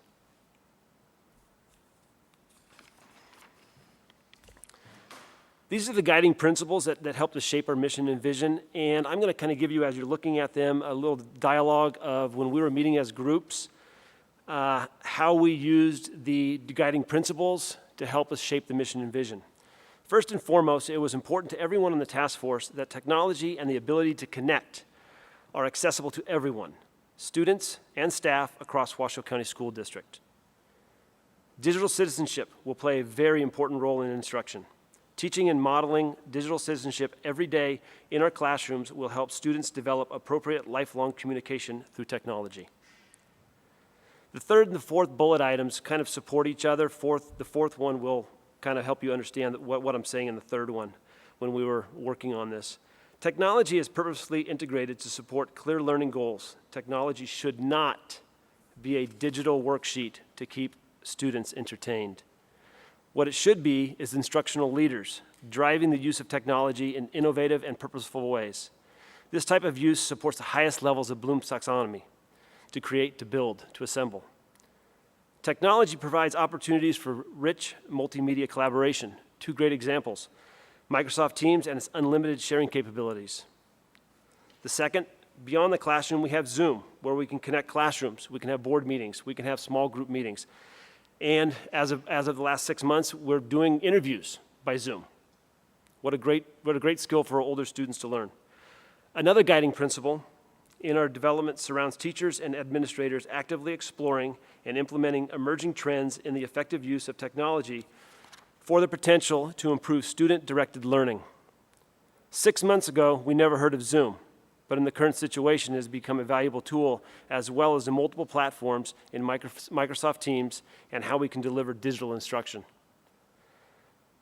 The last bulleted item is the kind of the glue that held all of the guiding principles together. Information and communication infrastructure will help students be better prepared for solving real-world challenges by making sure students and teachers have sufficient access to digital technologies in their classrooms, schools, and community.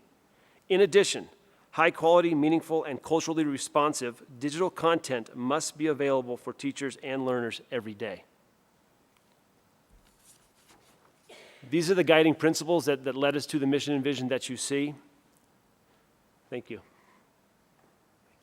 Thank you very much. Are there any questions on this item?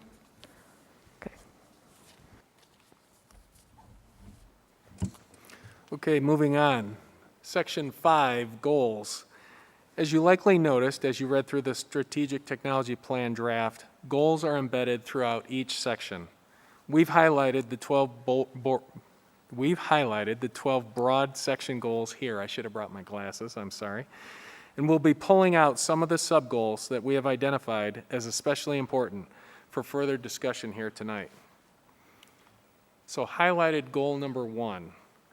Goal 1.1, implement a technology governance framework to oversee decision-making related to technology acquisition, management, and use. While much of the work performed by the Washoe County School District is well governed by procedure, and that is true for the Information Technology Department as well, we welcome the input that can be provided by an advisory committee, especially when we consider the significance of multi-million-dollar technology decisions. In a personal sense, I'm both consensus-oriented in that I seek the input and opinions of others, and I'm naturally averse to making million-dollar purchases. It's difficult for me to pull those triggers on those purchases. So the technology governance framework will support the department's decision-making. And now I will pass it off to Tara and Val. take you out.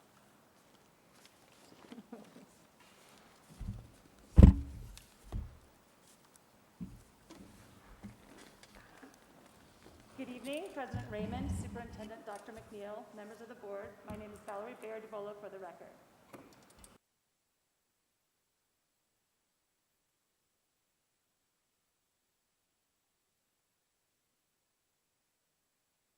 Because in order to support high-quality student-centered learning using technology, we need to make sure that our teachers are trained and feel comfortable integrating technology to enhance student learning. So in the following slides, you'll see the learning and teaching goal, which is what we want to see for the students, as well as the professional learning and training goal, which is how we are going to support the teachers to make sure the student goal is met. So goal 2.1, all students will have regular, meaningful opportunities to engage with content through student-centered technologies integrated within regular instruction.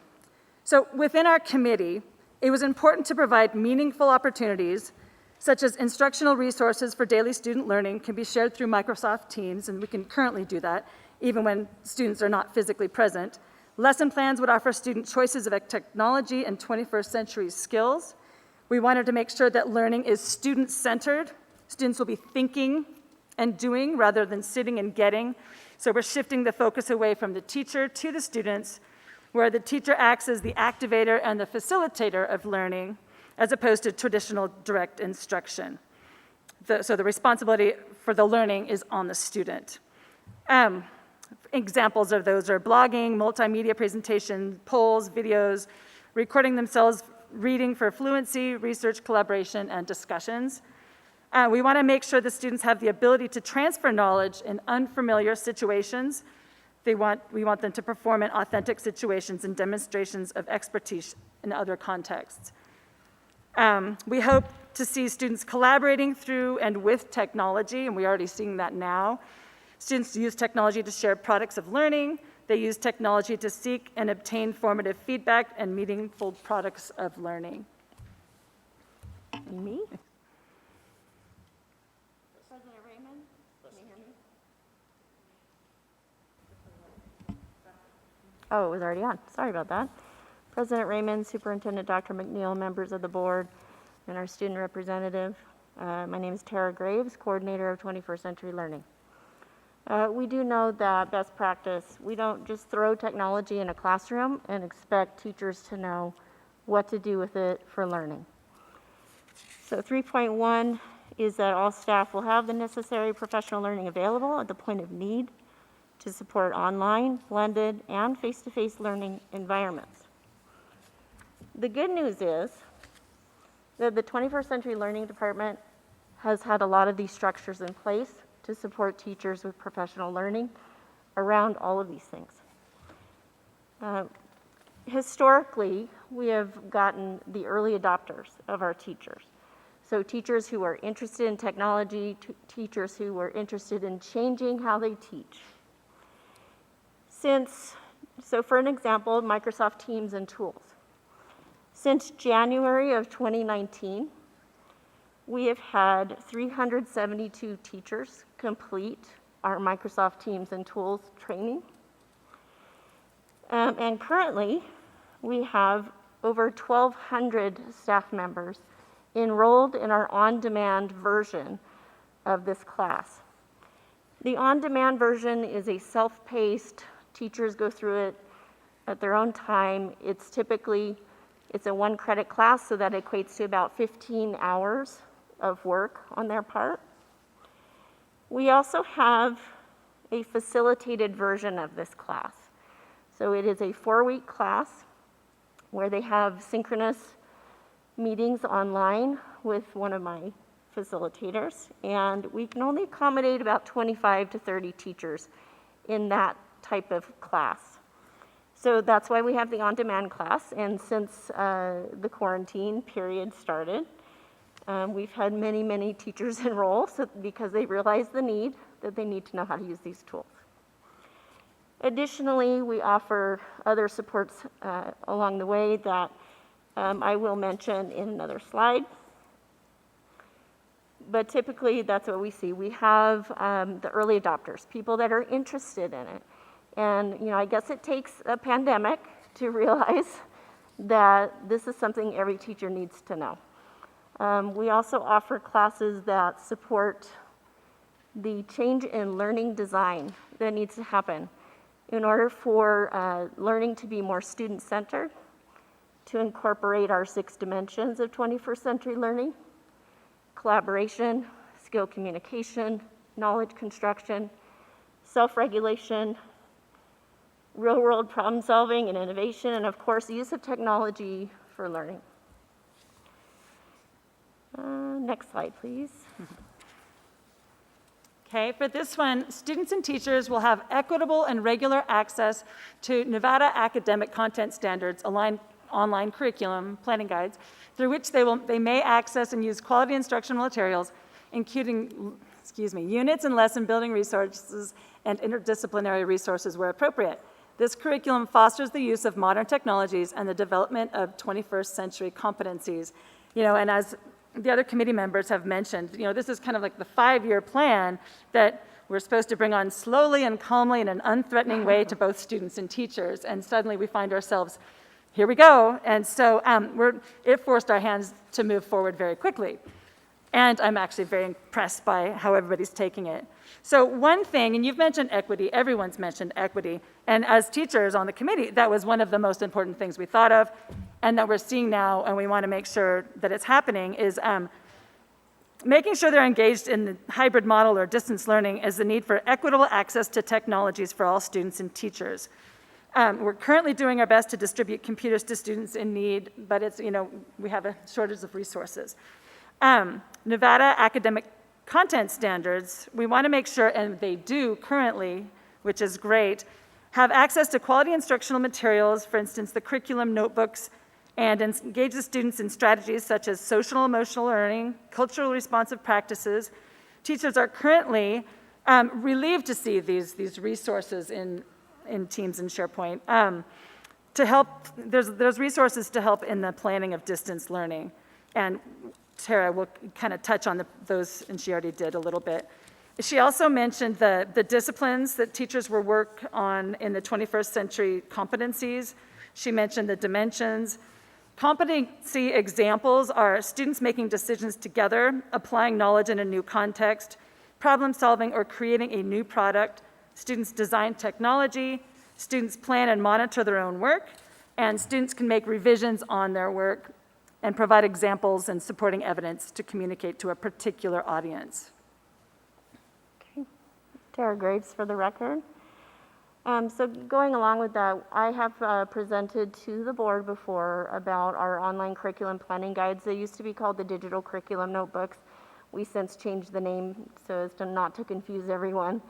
But this is where all district departments that provide instructional support convene on the content and provide strategies that teachers can use at the point of need for teaching a particular content, how to bring in not just 21st century learning, but also SEL strategies, EL strategies, how to bring in the family as partners as well. One thing that I have seen since March, prior to COVID, we have our teacher communities as well in Microsoft Teams in every grade level and every content area at the middle school and high school have their own teacher community. Before COVID, we had 557 teachers participating in these communities, and as of last Friday, we have 3,216 members of these teacher communities. So this is proven to be a highly viable place for teachers to get support, not just for my department, but other C&I departments are providing support and resources there, and also just to connect with other teachers across the district that teach what they do. Excuse me. Additionally, we are offering support in a team called Teams Help Live. We have about 600 staff members that are members of that team. My team offers a live session just about every single day where teachers can come on and get help as they need it. We also seem to be monitoring that 24/7, and answering questions as they arise. And again, the online and blended course that was mandatory for all teachers was launched in June, and this helps teachers understand how to design learning in the online and blended format. And this is something that is really eye-opening for a lot of folks. It's very different from teaching in person. It's very different from just putting a camera on when you're teaching in person. It's very intentional. Also, a course that we offer that supports teachers in changing how they teach as well for this type of learning is our practitioner badge course. This has been in existence since 2014, and again, it's just the people who've been interested. We have 772 teachers in our district who have taken that class. Excuse me.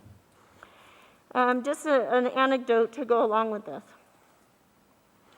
We have gotten some reports when distance learning first started in March that teachers who have taken our professional learning felt that the transition to distance learning was much easier for them, and they felt much more confident in their skills and what they could do. So that was good to hear. That's it for me. You know, I just want to mention that professional development has changed a lot since COVID began, and it's so much easier to go in there because the teachers feel that it's so meaningful because they need it right then, and you can watch remotely, and it's so much easier, I think. So 2.3, the last goal, is a comprehensive, functional, and accessible set of digital learning tools will empower meaningful student learning.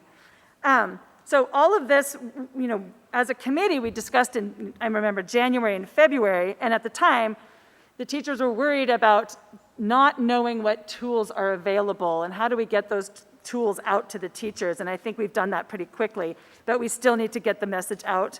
And the other important thing is integrating them into their lessons and into their content across disciplines. Teachers have been far more exposed. They were excited to see all the tools and support from the 21st century training and to use them. They're doing all kinds of things that I don't think they ever imagined doing a year ago. Okay, and she's going to talk about the tools are district owned and need approval to use them. Teams is getting better and better.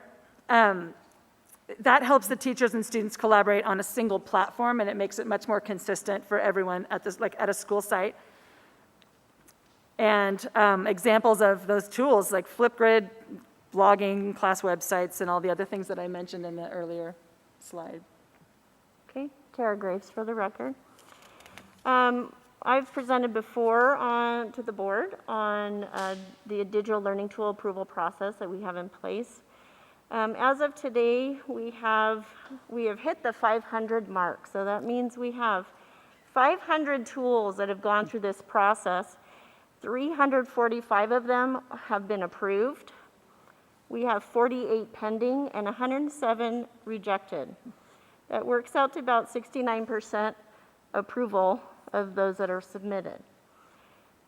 Part of the process, and we talked about this at another meeting, was the laws that govern student use of digital learning tools. So SB 103 was a newer one that came from the state of Nevada. FERPA, COPPA, and SIPA, those are all of our guiding laws that help us make these decisions. Another part of the support around policies and procedures deal with the digital citizenship curriculum.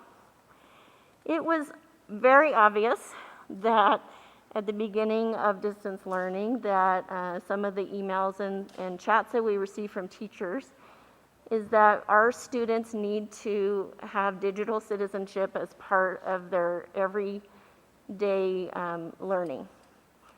Digital citizenship includes things like setting a strong password, choosing appropriate images for your district avatar login. How do you converse with other students in an online forum? There is no delete. What you put out there is out there. those kinds of things. We have adopted the Common Sense Media Digital Citizenship Curriculum as a district. And I know for teachers, hearing that there's one more curriculum that they are required to teach is a daunting thing to think about. So if I can put some minds at rest. Kindergarten and first grade, there's a total of 60 minutes for digital citizenship lessons that's required. For grades, second grade, it's about 3 to 4 hours of lessons. Grades 3 through 12, maximum amount of time would be 5 hours. So all of this curriculum is ready to go out of the box, ready to teach. And so that is something that I feel needs to go hand in hand with any digital learning, that students understand appropriate behavior in an online world, and also supporting teachers in what does classroom management look like in the online classroom. And we are very busy answering those questions and creating the guidance for our staff. And again, the other part of that is just that consistent access to technology, to the Wi-Fi. We all know that that's something that we are striving for. Excuse me.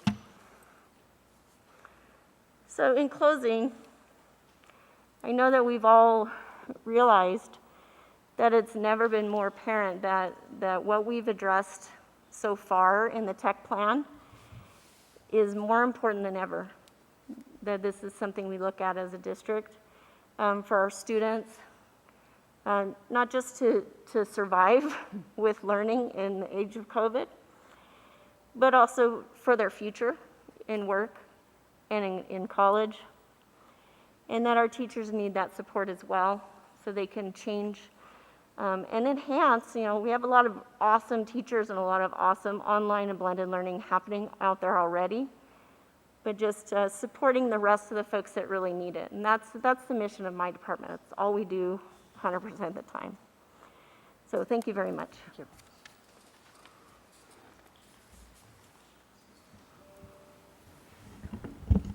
Trustee Cotto. Thank you, Madam President. I know you're coming back to us in November, so I guess I'll change my question to a statement. What I would like to know in November is, from the district perspective, the future of one-to-one in our schools, where you see us going with that. This survey information was interesting to see that one-to-one does not seem to be a huge priority in our families. And we have 4 schools coming up soon. We got Inskeep, the Rebuild of O'Brien, Debbie Smith, and Hug. And what are our plans for one-to-one? So I see in November one-to-one schools is listed, so I think it would be good for us to get an update on where the district wants to go with that as we move forward. But thank you for the presentation. Trustee Simon Holland. Thank you, Madam President, and thank you all for the great work on this. I've been involved in the development of technology strategic plans in other organizations, and you've done a really good job with this plan, so thank you. I wanted to just put that on the record. With regard to the supporting distance learning, I know there's a lot of tension between creating lesson plans for teachers and giving teachers flexibility to be able to create their own. And I know that's one of the tension points right now is some of the teachers have expressed that they need someone to say, here's Monday through Friday what distance learning looks like for a 3rd grade class, and here's how much of it's going to be asynchronous, and here's how much of it, and here's who will create the asynchronous technology.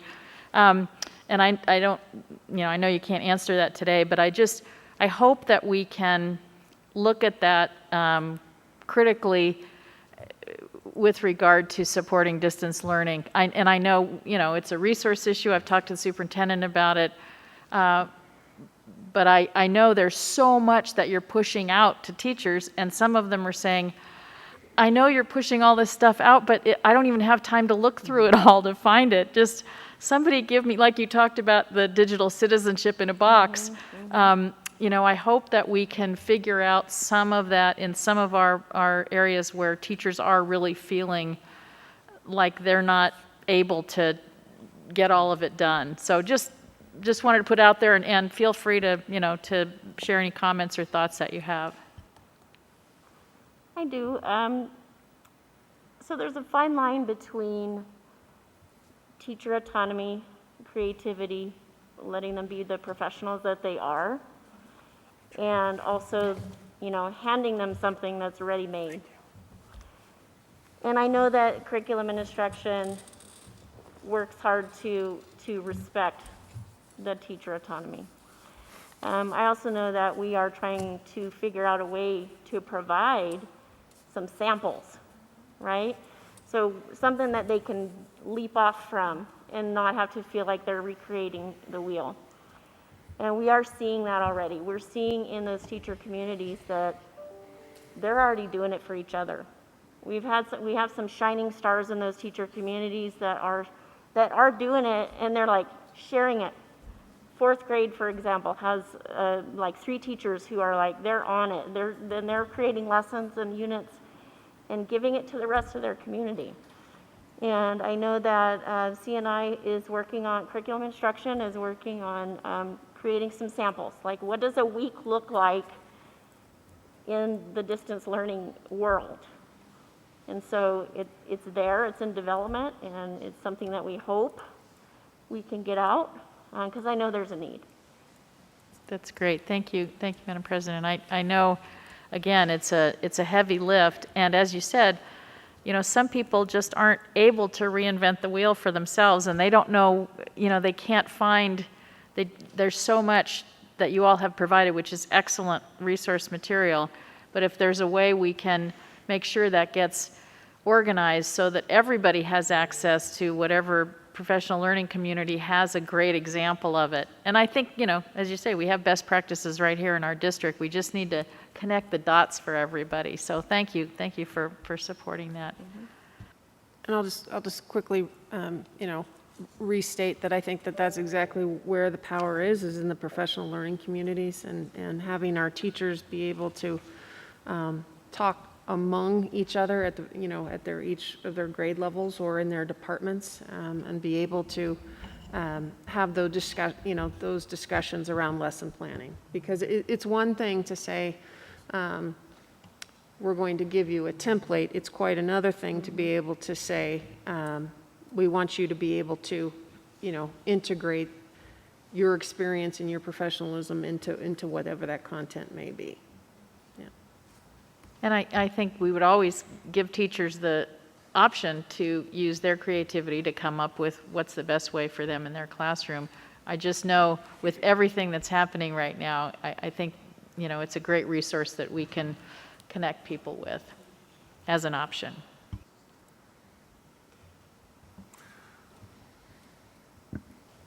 Yes. Hi. Victoria, right? I'm Yeah. sorry. Thank you for everything you guys are doing for our schools and everything, and the students to continue their education throughout all of this. I just had a quick question about how it's going to work out with like the distance learning students. Like in high school, we're using Edgenuity, and a lot of students are struggling with that because they don't have like a teacher being able to explain it to them, and they are wondering what teachers can do like office hours after actual class when the students that are actually in school. And I was wondering, because a lot of students are actually going back to school and changing from distance learning because they don't feel prepared for being just on Ingenuity. Tara Graves for the record. Unfortunately, I can't answer to that question, but I can pass it along to someone who can and get some information. Thank you. We would have to refer to the academic department about the specifics related to school schedules and how students can get support. I think actually one of our practitioners can actually address that. Oh, Valerie Baird, for the record. I know that Edgenuity is hard. And somebody mentioned that there weren't honors courses, but there are. And there's AP courses as well, so you can still get your honors diploma. It wasn't intended for that originally. It was intended mainly for you to recover your lost credit, okay? And so this was this is something that's out there it was great because kids could do distance learning. I know that every school is different in what they're doing with their Edgenuity. Hopefully, and that's why Teams was great, is that you could do your Edgenuity and then have the office hours. And that's what I would hope would happen. But right now, and I think that over time that might even out, but I think that right now, like she said, that the teachers, it's like you're a first-year teacher and all this stuff is coming at you, and eventually it irons out and you can sift through it all, and I think that's going to happen. But until then, I'd say give it a couple weeks. But we saw the same thing at Reed, that kids want to come back for the teacher face-to-face. That was important to them. Hopefully that answered something. Yeah, that made sense. Yeah, okay. Thank you. Thank you, Victoria. Trustee Cottle. Thank you, Madam President. I just want to follow up on what Trustee Simon Holland had said. You know, since March, everyone's been in this position of trying to figure out what we're going to do, you know, caught by surprise. And the great organizations find a way to adapt and thrive. And I think one thing that I think as a district we've learned, probably school districts everywhere, is the ability to move into an online model that continues new learning was proven difficult for many, if not all, public schools districts back in March. And as we go forward, I think it would be really good to develop, as Trustee Simon Holland had said, curriculum in all of our grades that our teachers can refer to on a moment's notice. Because if it's not COVID, what if we have, I don't want to throw stuff out there because in 2020 it'll happen, but an earthquake over a weekend and one of our buildings is leveled and it can't operate, that whole school community can't go somewhere else because we don't have room, and so they got to go distance. And so I think what we've learned is we need to be able to have good distance learning on a moment's notice, and I know we're working through that, but I hope that regardless of how long COVID lasts, that we continue that work so we're ready for anything to come up, that this district as a whole or as a school or as individual communities in our county can move to distance and teachers know what they're going to have to use and not, I got to figure it out now. So I think that's a big sticking point that I think we are learning, and I hope that as a district we position ourselves to where we can be prepared for that for any reason on moment's notice for our future. So I just want to comment on that and follow up on what Trustee Simon Holland said. So, but again, thank you for the presentation. And I'll just add, I think that a great example of that was, if you remember when we closed last year over spring break, we had the district curriculum and instruction and our central services so that teachers would not have to work over their spring break to develop those lesson plans for at least a couple of weeks, and then develop those packets for our teachers as well. So I just think that goes to show the amount of work that our central services staff is doing to support our teachers. Not that we're there yet, and we're making efforts, but all of this, and I'll say a little bit at the end of the strategic plan, we need to start talking about additional resources, which I know is going to be coming in November.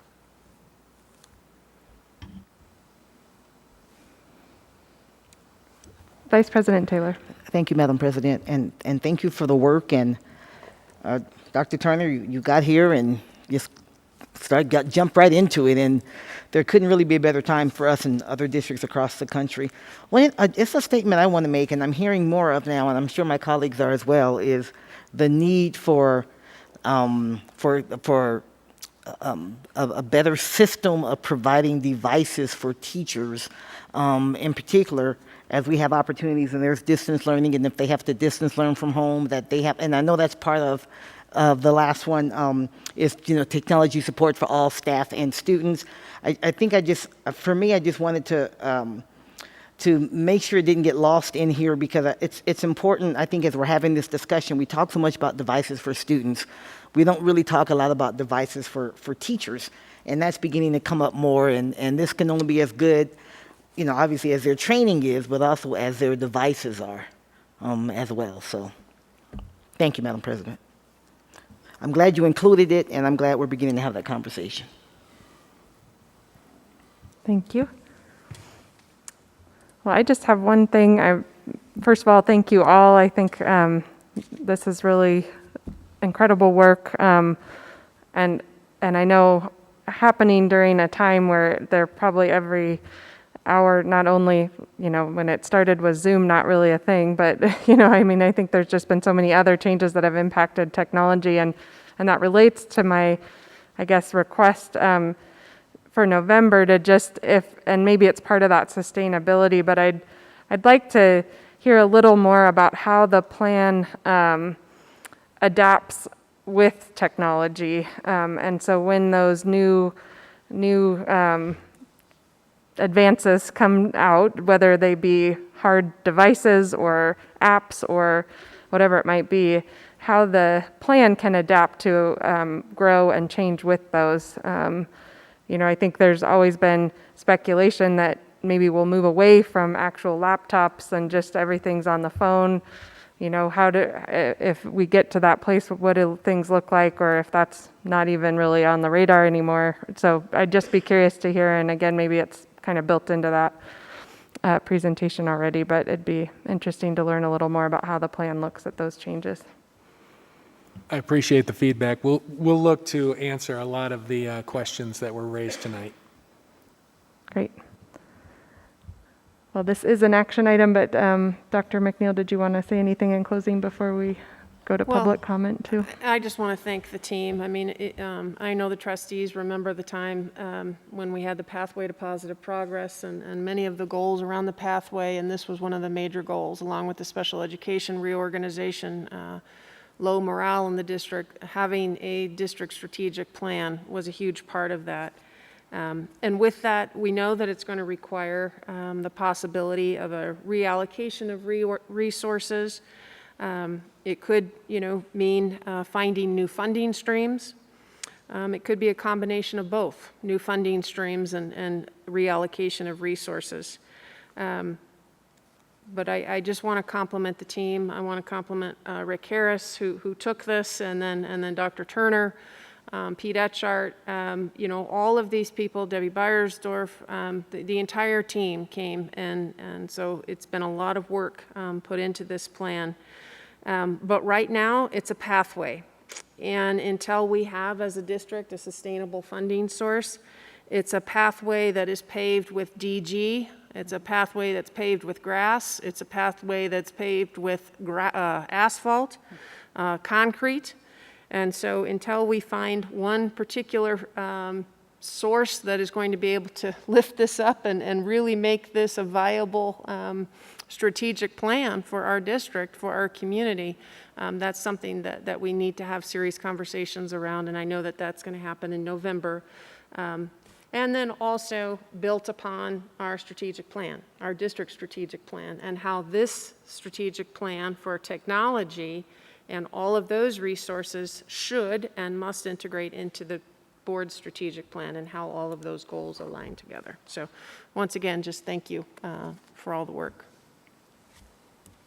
Well, thank you. If there's no other discussion or questions, I'll turn it over to JJ for our public comment. Pablo Nava Duran.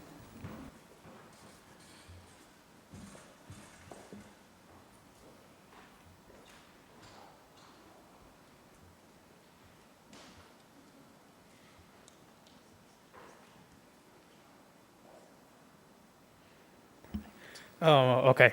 So sorry I did not mention that I just graduated from UNR and about to get bachelor degree in a few weeks.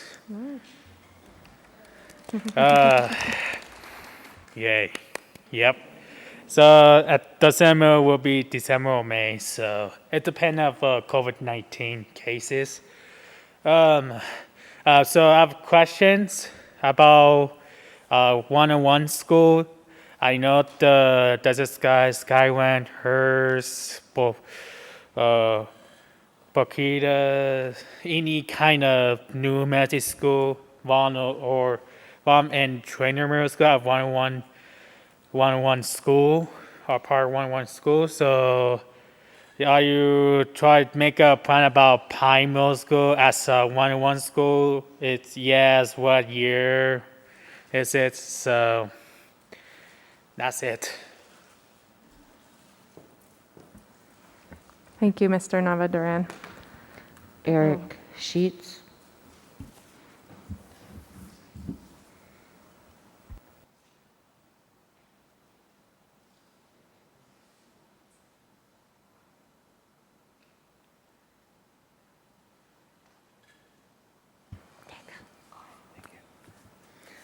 Thank you, Eric Sheets for the record. I have the opportunity to be the president of Education Alliance this year.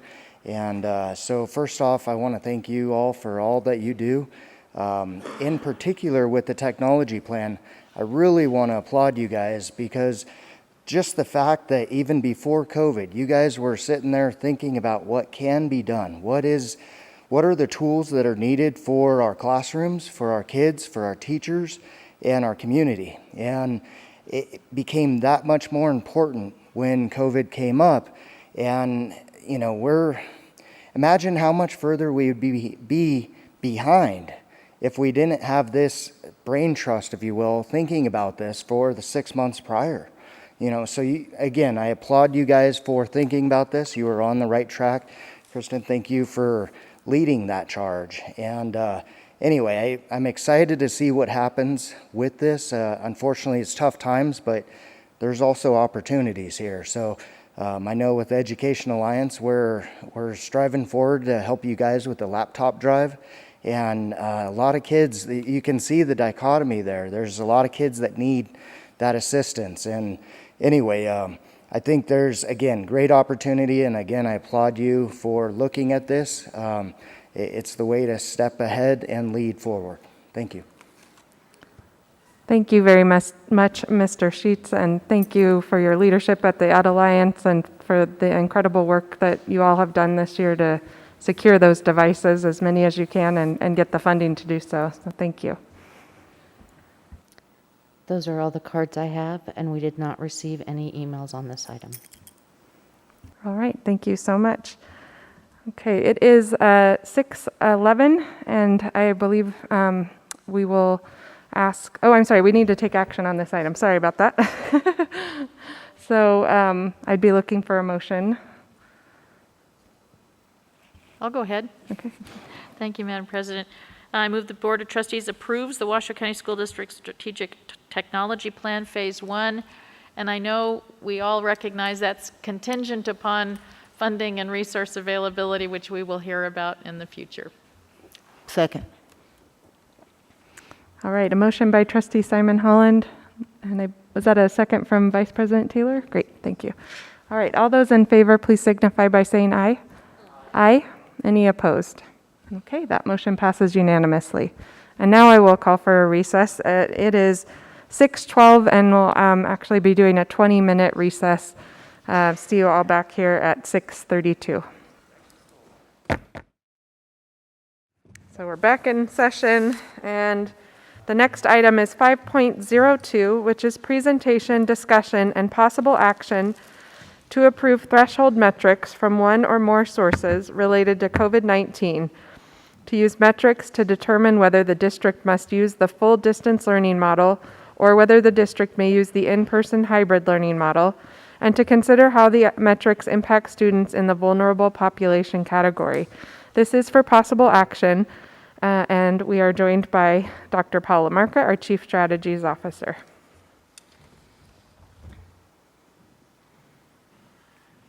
President Raymond, Superintendent McNeil, Board of Trustees, Student Representative, thank you for the opportunity. For the record, Paula Marca, Chief Strategies Officer. Dr. McNeil, did you want to kick us off?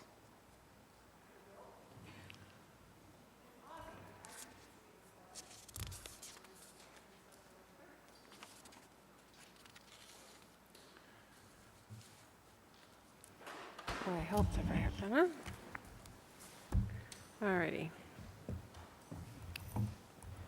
So as we head into this presentation, which is a very important presentation, I want to take time to review our guiding principles as far as doing no harm. And I've used the example recently around attendance. Ensuring our students and families and our staff, their basic needs are being met. Ensure equitable access for all students, which we've had some very robust conversations around this evening. And then maintaining high academic expectations for all students. And then follow as practical all federal, state, and local health related guidelines. As the board will remember, the presentation objectives for tonight, building out from the August 11th Board of Trustees action regarding metrics to have a combination of different types of metrics and to monitoring the spread of the COVID virus and how they can impact learning and the model choices. So the model choices of hybrid, in-person, and then full distance. And then at the end of the presentation, we will go through possible actions that the Board of Trustees may consider for adoption. Thank you. So what we wanted to do was take a bit of a step back just to make sure that you're aware that what is being presented to you, what we talked about 2 weeks ago, it's not unique to our school district. There's a variety of organizations that have been looking at how to best surveil what's going on with COVID. This is just basically a reference list of some of the work that was reviewed in preparation for this presentation. Much of it was reviewed prior to the last presentation as well. We do want to talk a little bit about some of the sources just to familiarize yourself you with them. The World Health Organization is the leading I haven't figured out how to make my glasses not fog up when I'm wearing a mask. And my eyes are getting worse daily, so it's kind of hard. Excuse me for that interruption. I know that.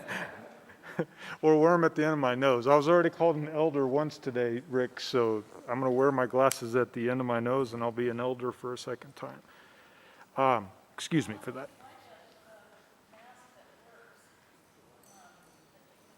I'm good. Yeah, I'll get through it. As soon as I calm down and stop sweating, I'll be good to go. So the World Health Organization is probably the leading organization when it comes to infectious diseases. Their focus is international as well as national. With respect to COVID, they stress the need to look at new cases on a daily basis, deaths on a daily basis. They also look at cumulative cases. They will look at some trend kind of information. And they do talk about testing rates, positivity rates. And so many of us have heard that the World Health Organization recommends that test positivity be at 5% or lower. And that will become relevant as we move through the presentation. They stress the need for consistent definitions. And really they're talking about what constitutes a case, what does being in close contact mean. And I think along those lines, we're in good shape because we've worked very closely with our health division, which this is all aligned. So they primarily focus at the national level and the international level. So the data that they present is not real particularly useful for us. The Centers for Disease Control is the leading agency within our nation doing the same kind of work. They provide very similar guidance to what the WHO provides. They report using, by and large, the same metrics. Their reports tend to be at the national level and at the state level. They do sometimes provide some county level information, but not at their tool, which is referenced here. I did want to show you a couple of pictures that you can find that do highlight our state, that come from the CDC. To the left, this is a picture of the nation. You see we called out Nevada. Gives you total number of cases in the last 7 days, cases per 100,000 deaths. On the right side, we have positivity, and it's looking at the number of tests performed and the positivity rate. Now, this is all at the state level, and Clark County is a very different group than Washoe County and the rest of the the state, but as you know, we have some information here that's useful to us. This is another graph that the CDC provides and uses. I'm showing you this because it is similar to some of the information that we're looking at a county level. These are case rates on a daily basis, as well as the red curved line, which is 7-day moving average in case rates. This is daily death rates and a 7-day moving average of death rates. So one of the things that I'd like to mention about both the WHO and the CDC, and this really applies to other groups as well, is while they provide a lot of useful information that we can look at and they talk about things that we should do, they're not declarative when it comes to what we should do as schools. So neither the WHO nor the CDC is saying if you hit this, you do this. So they provide metrics for monitoring, and then they talk about things that you can do to mitigate the spread. The Centers for Disease Control, they actually just came out with a relatively new document, but I just received it actually today. It was published on August 21st. But prior to that, the most recent document is one I think that you guys are aware of. It was at the end of July, basically stressing the need to get kids back into schools because of many of the protective factors that schools provide, such as safety, opportunity for rich learning, meeting social emotional needs, as well as food security and some other issues. At the end of May, they provided some guidance called Considering Opening Schools, and they do talk about what's put you at lesser risk and higher risk and sort of where we are, which is sort of in between. And they do outline a whole bunch of strategies that you should use if you are in session, and we do all of these. These are things such as self-screening, enhanced hygiene, the use of face coverings, the use of visual cues, enhanced cleaning, ventilation, spacing, seating, sharing of materials, outbreak response. And outbreak response ends up being a really important thing that we might want to talk about a little bit later. The most recent document basically just elaborates on the strategies that you use to mitigate spread. We did spend some time looking at some of the work out of the Global Health Institute at Harvard. This is sort of a think tank. It's not just Harvard faculty. It includes people from, I think, across the nation, actually some international folks as well. They're focusing primarily on 3 metrics: new confirmed case trends, also case trends in terms of new deaths, as well as hospitalizations. And what you have here is a graphic that they use that basically color codes, and this is predicated on the cases per 100,000 people. Now this one's a little bit different than some of what we've seen, because what Harvard does is they look at an average, but they want you to look at daily cases as opposed to weekly cases or biweekly cases or monthly cases. So as an example, yesterday we had 49 cases, new cases in our county. Today we had 88. When you look at the last week, including today, it was a total of, I think, 502 cases. You divide that by 7, we're at about 71.7 or 72 cases. So at a 100,000 level, that puts us at 15 cases. So we've been kind of squarely in the orange region with the Global Health Institute, at least as long as we've been tracking the data the last several weeks. Harvard is probably the closest group to making some declarative statements, but really at this level, it's advisory strategies. It's not what they would consider mandatory. They don't have the authority to mandate anyways. But at the orange level, they are advising, be very careful, stay at home to the extent you can, and that depends in large part on the ability to contact trace and your testing protocols and your outbreak response plans. I'm not really in a really strong position to comment on some of that. That's another one of the frustrating things, at least that I have found. I'm not sure if you have found it as well, is many of these factors that are affecting these indicators are not something we have a lot of control over. Just wanted to bring to your attention that these are not the only resources. There's several universities and different groups that are presenting data.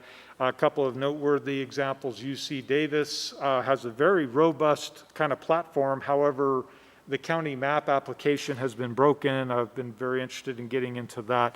Again, they're reporting the same sorts of information: cumulative cases, deaths, new daily cases, total tests, daily tests administered, total hospitalizations.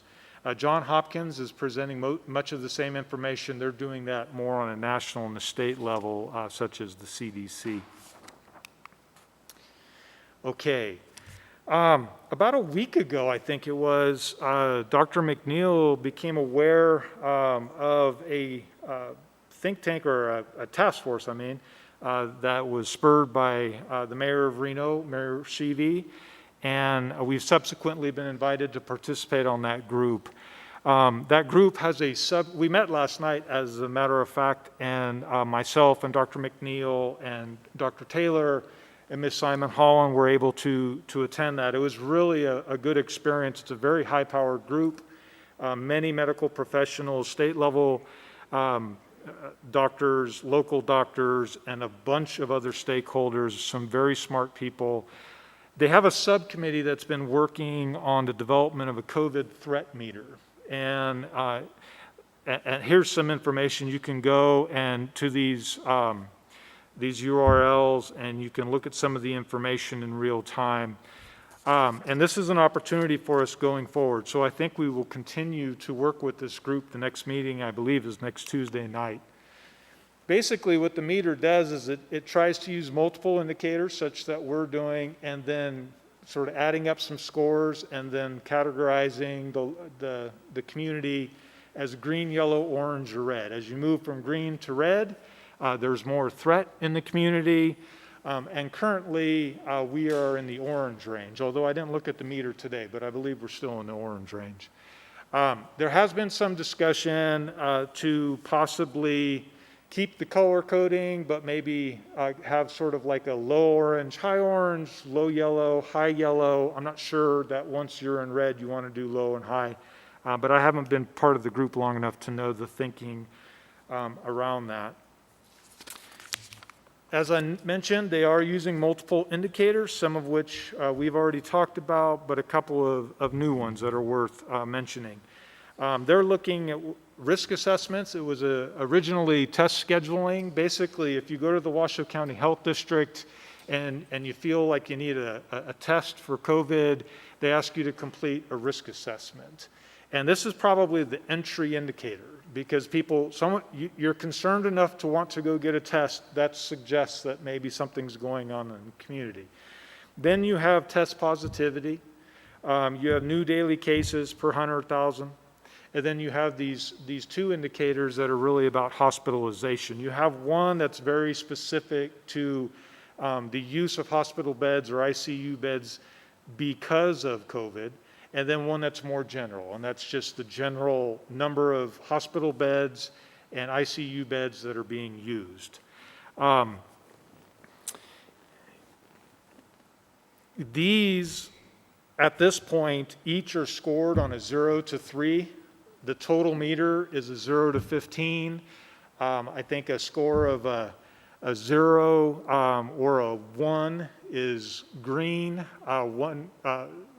0 is green. 1 to 4 is yellow.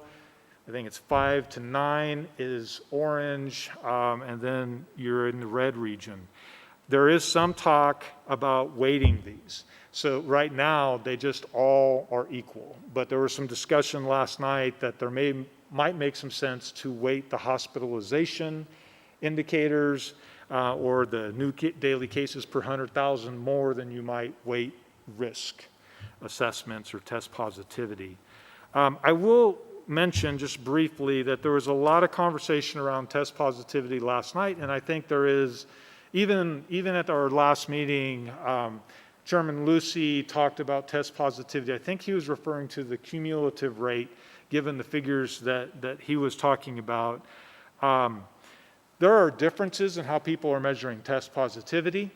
There are differences in the timeframes that are being used, the windows in which we're looking at test positivity. As we've already mentioned, the World Health Organization talks about being at 5% or less. The governor, and we'll talk about that in a minute, but the governor has a different threshold. We have a preliminary different threshold based on what the White House had as a threshold. So test positivity is kind of all over the board when it comes to how it's being calculated. A very important point was made last night by, I believe it was Dr. Azan. And basically what he was saying is almost all these indicators, just as a single indicator, as a discrete point, there's a lot of error associated with them. But this data is meant to surveil, for surveillance. So over time, when you look at trend lines, those random errors that are affecting that one point in time indicator, they kind of affect every point in time indicator. So the trends are actually quite interpretable. So it might be that it's more important to be looking at whether you're going up or coming down or staying flat as opposed to the absolute level. Of course, we have the road to recovery from Governor Sisolak. This was provided to us in early August. There's three major metrics, really four major metrics that are being used in here.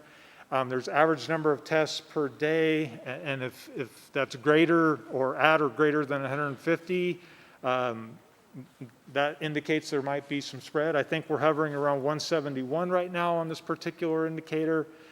Case rate per 100,000 over a 30-day period greater than 200. I think at the Washoe County Health Division dashboard, you'd find that we're somewhere around 350 over a 30-day period. And then you have this third indicator, which really kind of pairs both being over 50 per 100,000, which we're already at that, and then test positivity. And the threshold the governor's using in the road to recovery is 7%. Again, and actually this is where I was going to talk about that, there's differences in how these things are being calculated. If you go right now and you look at the cumulative rate that's reported at the Department of Human Health Services, the Nevada Health Response website where there's the state COVID meter, if you divide the number of positive cases by the total number of tests administered, you're not going to get the figure that they report. And if you divide it by the total number of people tested, you're not going to get the figure they report. So there's some mystery in terms of how it's actually being calculated. The other kind of unfortunate piece of this is it's not being, the cumulative rate is being updated virtually daily, but this metric right here that we have with the 7% threshold, it's not. It's being updated at a less frequent pace. The last update was August 19th. In the governor's plan, so we've got these three metrics. If you're 0 out of 3, you're low risk, and then if you're 3 out of 3, you're high risk, and then you see the in-betweeners. I think there's a couple of things that are very important about what it does say in the guidance. So while in the plan, when you're at a particular level, and depending on how long you've been at the level, there are some mitigation strategies that are recommended, it explicitly states that this doesn't apply to schools and that different criteria and mitigating strategies should be applied to schools, although that's silent. We don't know exactly what those are. There, of course, is the Directive 028 that came out, I think, at about the same time as this. And what it does stress is to continue to work with your state, or with the State Department, but also with your local health officials to monitor the spread. And that is something that we do on a daily basis. Just wanted to bring your quick attention to this again. I mentioned last time, I put it up here because we do have in the preliminary adopted metrics, the one that looks at increased rates of cases per 100,000. That's where this came from, this federal incident report. I think I mentioned at the last meeting that this report may go away. It has in fact gone away. We don't have access to this anymore. I think the governor's report as well, the White House governor's report, we're not getting that as frequently. I did want to mention it, though, because it's from this report during our discussion at the last meeting that we decided to use 10% as the positivity rate kind of threshold. Okay. I'm going quick because some of this is just sort of background knowledge. I know you have a lot to discuss once we get into the metrics, but I'm hoping that this provides you some useful background. This, of course, is the Washoe County dashboard. It's been updated, so at the bottom where you see trends, zip code map, downloads, you'll also see now a tab for the governor's metrics. So you can look at test positivity based on the governor's formula. And again, it's the last time it was updated, I looked this afternoon, unless they did a second update this afternoon, we're still at 8.7, but that's based on August 19th data. We are working with the Health Division to get some additional data from them, and we are using the downloads on a daily basis. Actually, we're just looking up cases, but we do go to the downloads quite a bit. So, on August 11th, the Board of Trustees preliminarily adopted 3 potential metrics to look at the spread of the virus that would potentially trigger us into a different learning model. That was test positivity, cases per 100,000 residents, and then increases in cases per 100,000 residents. So I'm going to try to walk through these, please stop if there are questions. I think this is the point in time in which I know you all want to have a lot of discussion. So based on the meeting, I believe the test positivity rate that we're talking about is consistent with what the way the governor is calculating it. At least that seems to be the most reliable data source. So that would be a 14-day rate of positive molecular tests. It's basically a division of the number of positive tests based on the number of molecular tests that were administered. It's over a 14-day period with a 7-day lag.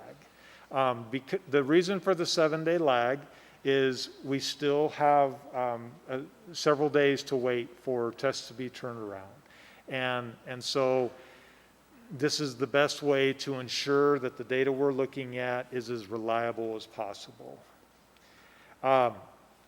Based on the conversation from a couple weeks back, we decided at a 10% threshold as opposed to a 5% threshold or a 7% threshold or a 15% threshold. So I just got that here for your consumption. Based on this information, what we have updated, at this point, the latest information we have on really the test positivity is measured through the governor's road to recovery is at 8.7.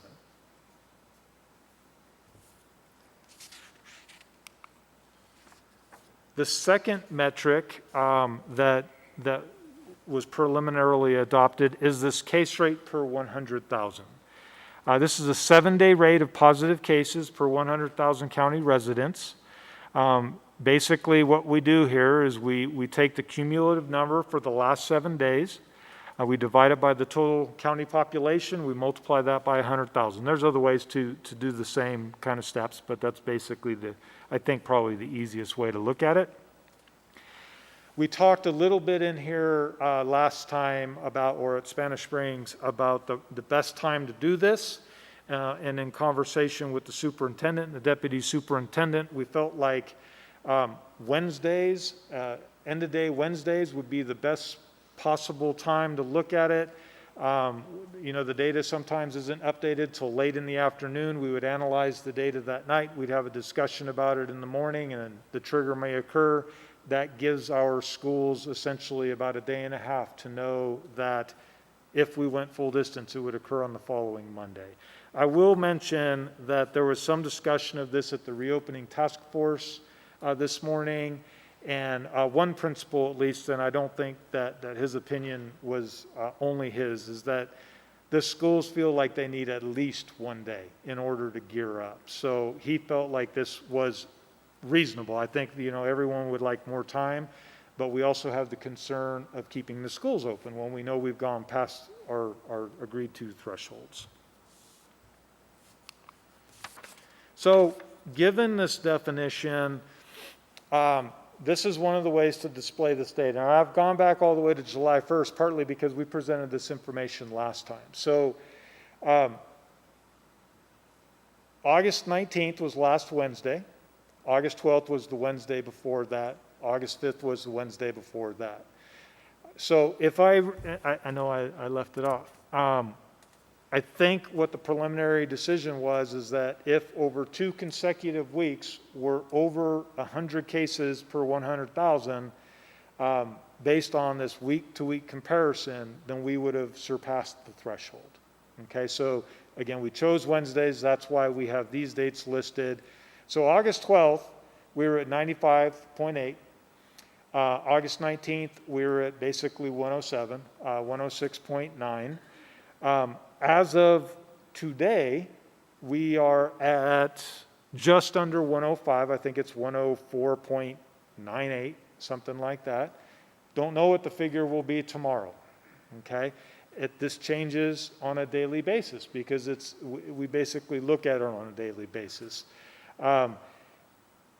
Today we are at 88 cases. It's kind of confusing. You can sort of predict if you want to do your own modeling. What you basically have to do is go 7 days before each day and see what that number was.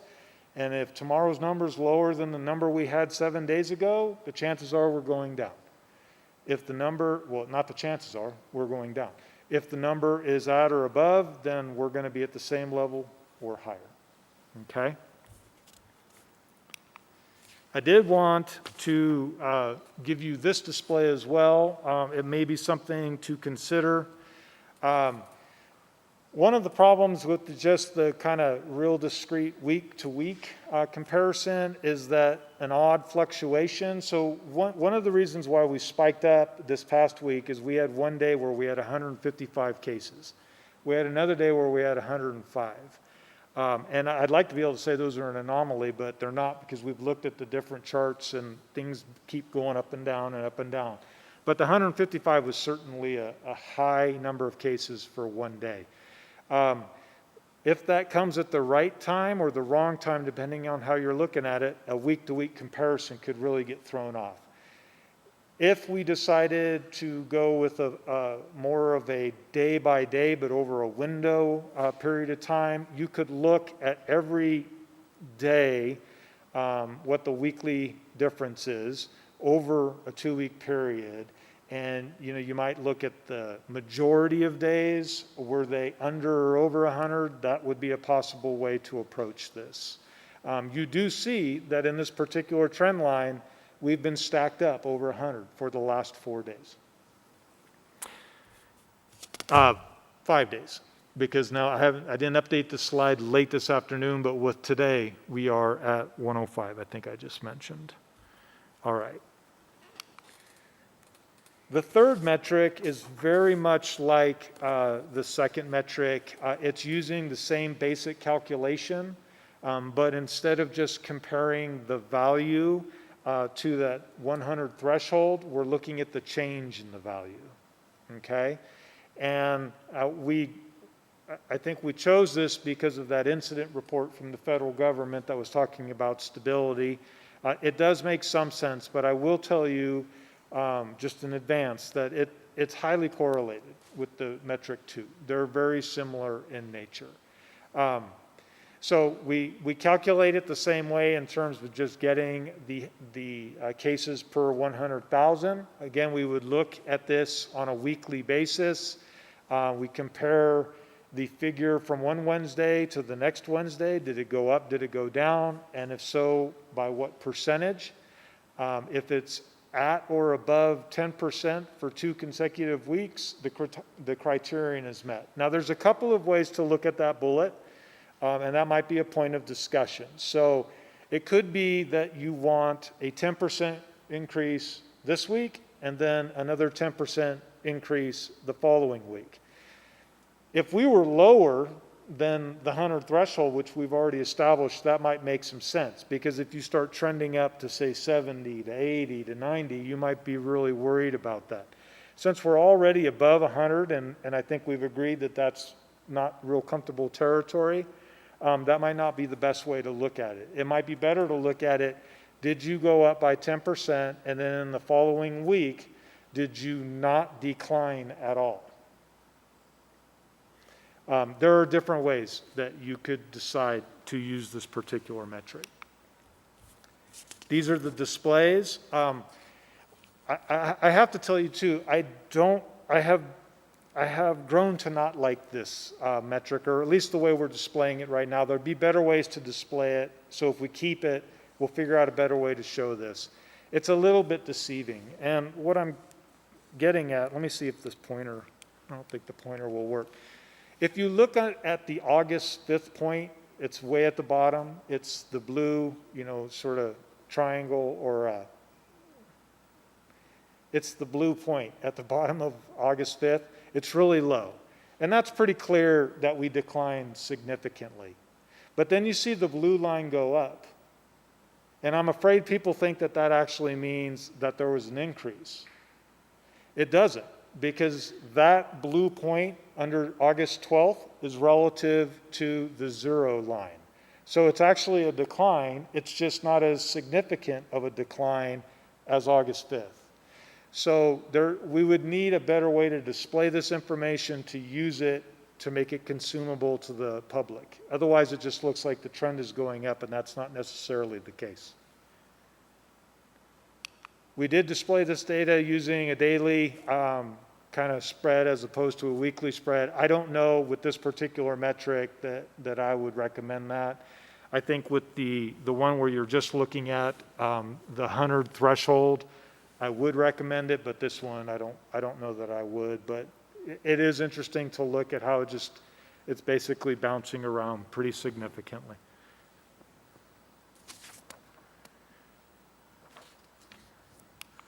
Okay, so I know at some point you're going to have a lot of questions. We can go back to whatever slides.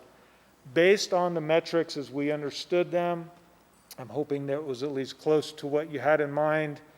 At this point, and again, this point can change tomorrow, and in fact, officially would, because that would be a Wednesday. So at the end of the day, Wednesday, we would need to update this chart. Because we would have a new column that said August 26th, okay? But as of the data available at the time of this board meeting, we haven't met the test positivity rate based on the 10% threshold. We have not met the new cases per 100, although we're right on the edge of that. Unless we decline tomorrow below 100, we'll have met that one. And then the new case increase per 100,000, this one's really up in the air. So because it's a weekly comparison, if you look at where we're at right now, which is 105, and you compare that, here I'm going to go back a couple slides. So what I'm saying is as of August 25th, and August 26th will change, we're at 105. So 105 is actually a decrease from the 106.87. So we wouldn't have sustained a 10% increase, plus we've come down from that. So I have no idea how many cases there's going to be tomorrow. If there are, I'd have to pull up my spreadsheet. We can look at that number. There's a good chance we will not have met this metric regardless of what happens tomorrow, okay? So these are the three metrics that were discussed. I will just say a couple more things and then I'm going to shut up, I promise. Having spent more time looking at this data, having now worked with the city group a little bit, having looked at some of the other information available to us nationally, I would strongly consider or recommend we consider using a hospitalization indicator as part of our sort of suite of indicators. I think it is incredibly important. As we talked last time, we talked about, really, this is a community issue. And if hospital beds get taxed to a point, regardless of whether it's COVID or other problems, because we know COVID's going to be part of that as well, we're going to be outstripping our resources to support families. And so just as a community, we're going to need to employ mitigation strategies, maybe very stringent ones. So just for the general health of the community, I think this is an incredibly important indicator. Some jurisdictions are using death as an indicator. We talked about that. San Antonio, we showed you their little plan at the last meeting. They use death. What they look at is the time frame in which the number of deaths double. We are okay on that particular metric at this point in time. And we do have lots of capacity in our hospitals at this point in time. So I would say that up front. But I do think for the health of the community as a whole, it's an incredible, or it's a very critical indicator to consider using, metric to use. We are, because of the meeting last night, I think we made a breakthrough and we will begin to get student-aged data on a more regular basis. Some of the data is available at this point, but it's chunked in ways that aren't particularly helpful. We can only get it 0 to 9 and 10 to 19. We're trying to work with the health division to get basically 0 to 4, which kind of mimics our preschool population or including our preschool population. 5 to 10, which is really our elementary age population, and then 11 to 18, which would be our secondary population. I don't think you'd ever want to use, at this point, I would not recommend using this as sort of a high stakes indicator, but it is something we definitely want to keep our eye on. We want to know if the spread we're seeing community-wide is similar to what we're seeing in our schools. We want to be able to guess to see if we're adding to it. I just think there's so little information about how this virus works among children and whether or not it spreads. We should do our part and look at this data more closely. Okay. The last bullet and section is really a separate issue, kind of in my opinion, but I know that you wanted some dialogue regarding it. I know that Deputy Beiersdorf and Emily Ellison and the team have been really trying to look on a school-by-school basis how many staff we need in order to keep a school open and safe. Sort of the problem is it's different for almost every school. There's not just a clear-cut threshold. We can't just say it's 10% of staff. It could be key staff. For example, today, we know that we've gone down a couple of clinical aides. Well, right now, clinical aides are really important in our schools. So unfortunately, it's almost more of a qualitative analysis. There is some quantitative piece to it.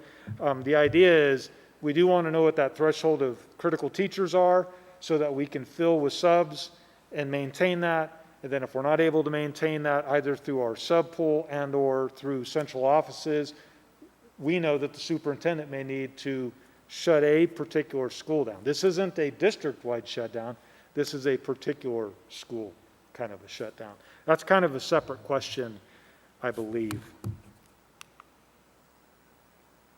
I'm not going to go into detail on this.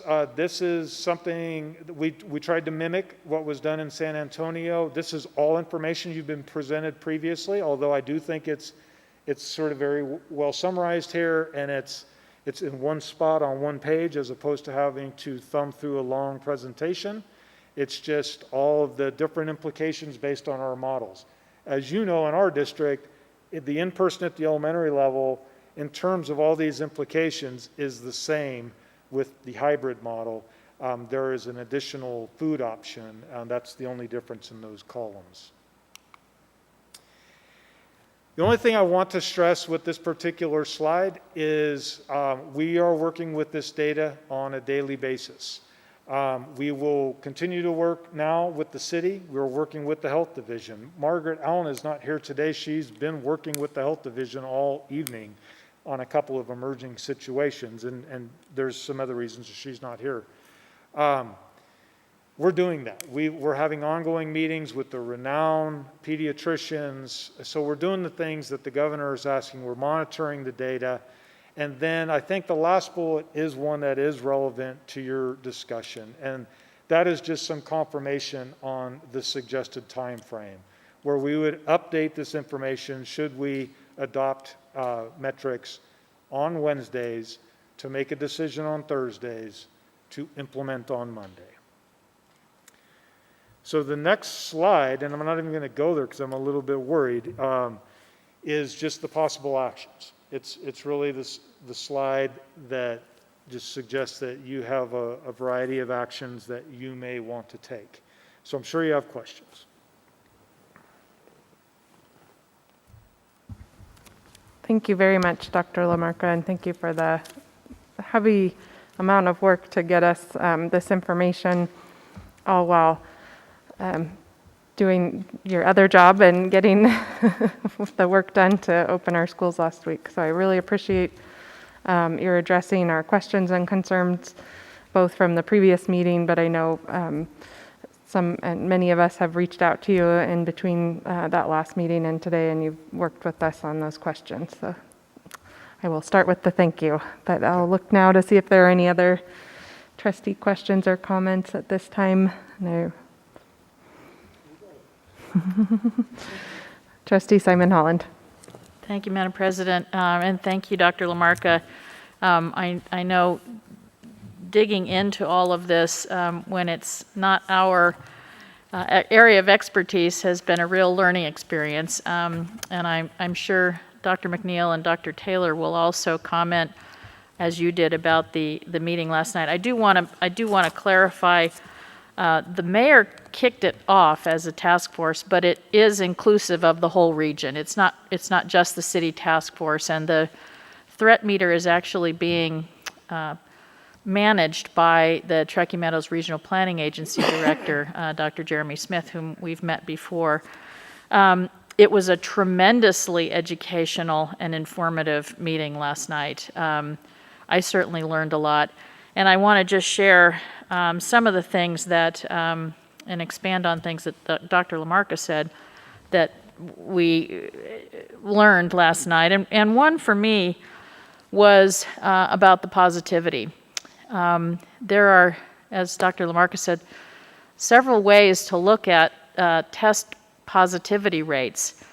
And depending on how that's calculated, we could currently be at 15% or 8% or some other level. It's only valid, this really became clear to me last night, it's only valid as an indicator of the transmission rates in the community if you're including lots of asymptomatic people. If you're only testing people that already have symptoms, you're going to have higher positivity rates, but you're not going to know what the community transmission level is.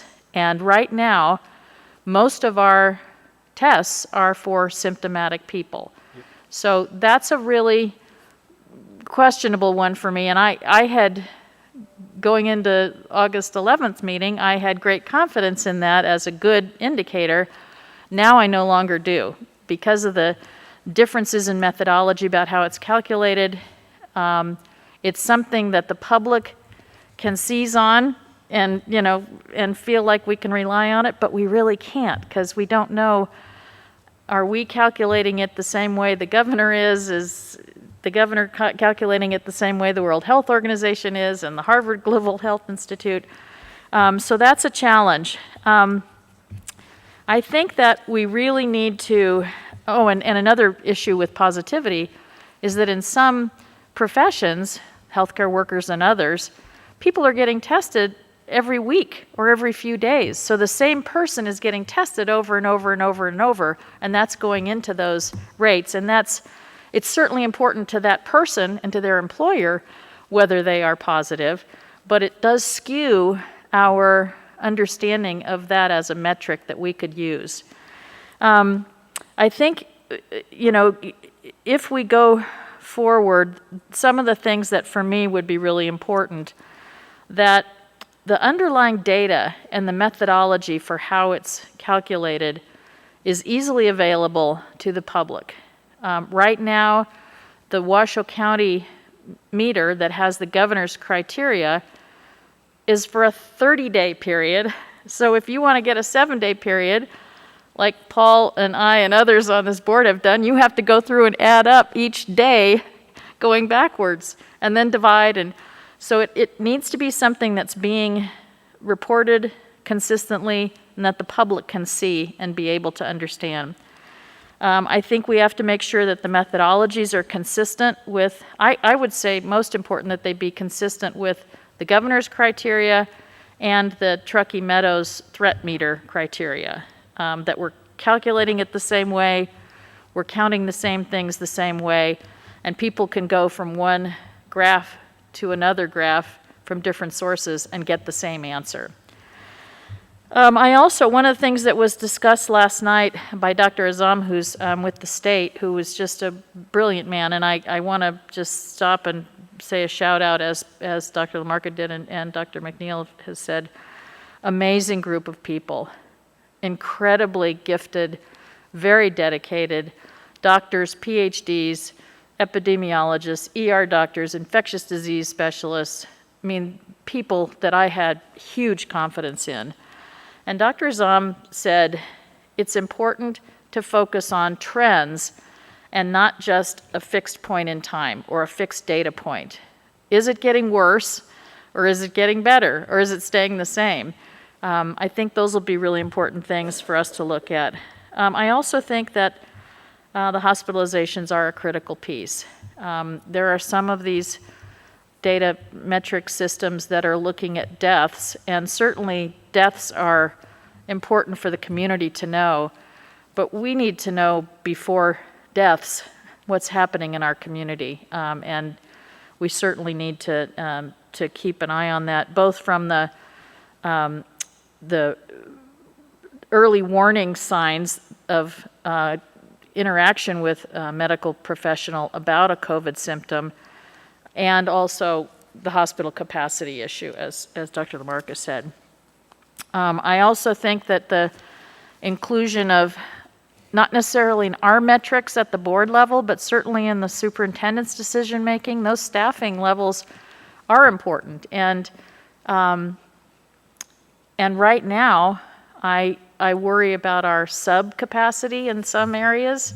And so there may be some capacity metrics that the superintendent and her team would be looking at. As you said, clinical aids, or Paul said clinical aids are important. Do we have subs for distance learning? Do we have enough subs for distance learning if we have somebody who gets sick for another reason? They weren't at school, but they may still become ill. So I think those are some of the important things that I think we want to be looking at. From what I learned last night, and I certainly have been one that wanted to make sure, along with others on this board, that we had some thresholds for when we would close. Some of the things that we had thought of on August 11th, I don't think are they're not the right thresholds. I think 10%, if we were going to use a positivity rate, is too high. I'd rather be consistent with the governor and be looking at 7%. I just want it to be consistent across our state and our region. I also think that when we looked at 100 cases per 100,000 over 7 days, the governor's looking at 200 cases per 100,000 over 30 days. We're now, as Paul said, at yesterday it was 371.9 over 30 days, and he wants it to be no more than 200 over 30 days. So we've got to, I think we might need to, refine that. But the bottom line for me is that I don't think we're ready to adopt tonight. We need to have the benefit of the task force's excellent work. They're close. It's not like they're a year away from having their metrics. They are getting close. And I think it would be unwise of us to move forward tonight to adopt something finally in advance of that very erudite and intelligent experts giving us the benefit of their thought. I also think that we've got some work to do on distance learning before we would be forcing a closure based on based on the metrics that we have. So I'm very much in favor of our having closure thresholds, but I don't think we're ready tonight to do it. I think we need to have consistency and alignment with that regional group and have more conversation with how our metrics would line up with the governor's office. So that's my thoughts for now. Thank you, Trustee Simon Holland. Vice President Taylor. Thank you, Madam President, and thank you, Dr. LaMarca, for all the work that you've done between the last meeting and this one. It's there's a lot out there. I'm sure you've learned, and I join my colleague and the superintendent and you in being just so incredibly impressed with the people on that call last night. I mean, I felt like I'll just sit here and not say too much because everyone on this call is way smarter than me. And just experts, the expertise, and their only desire was to come together and do what's best for this region.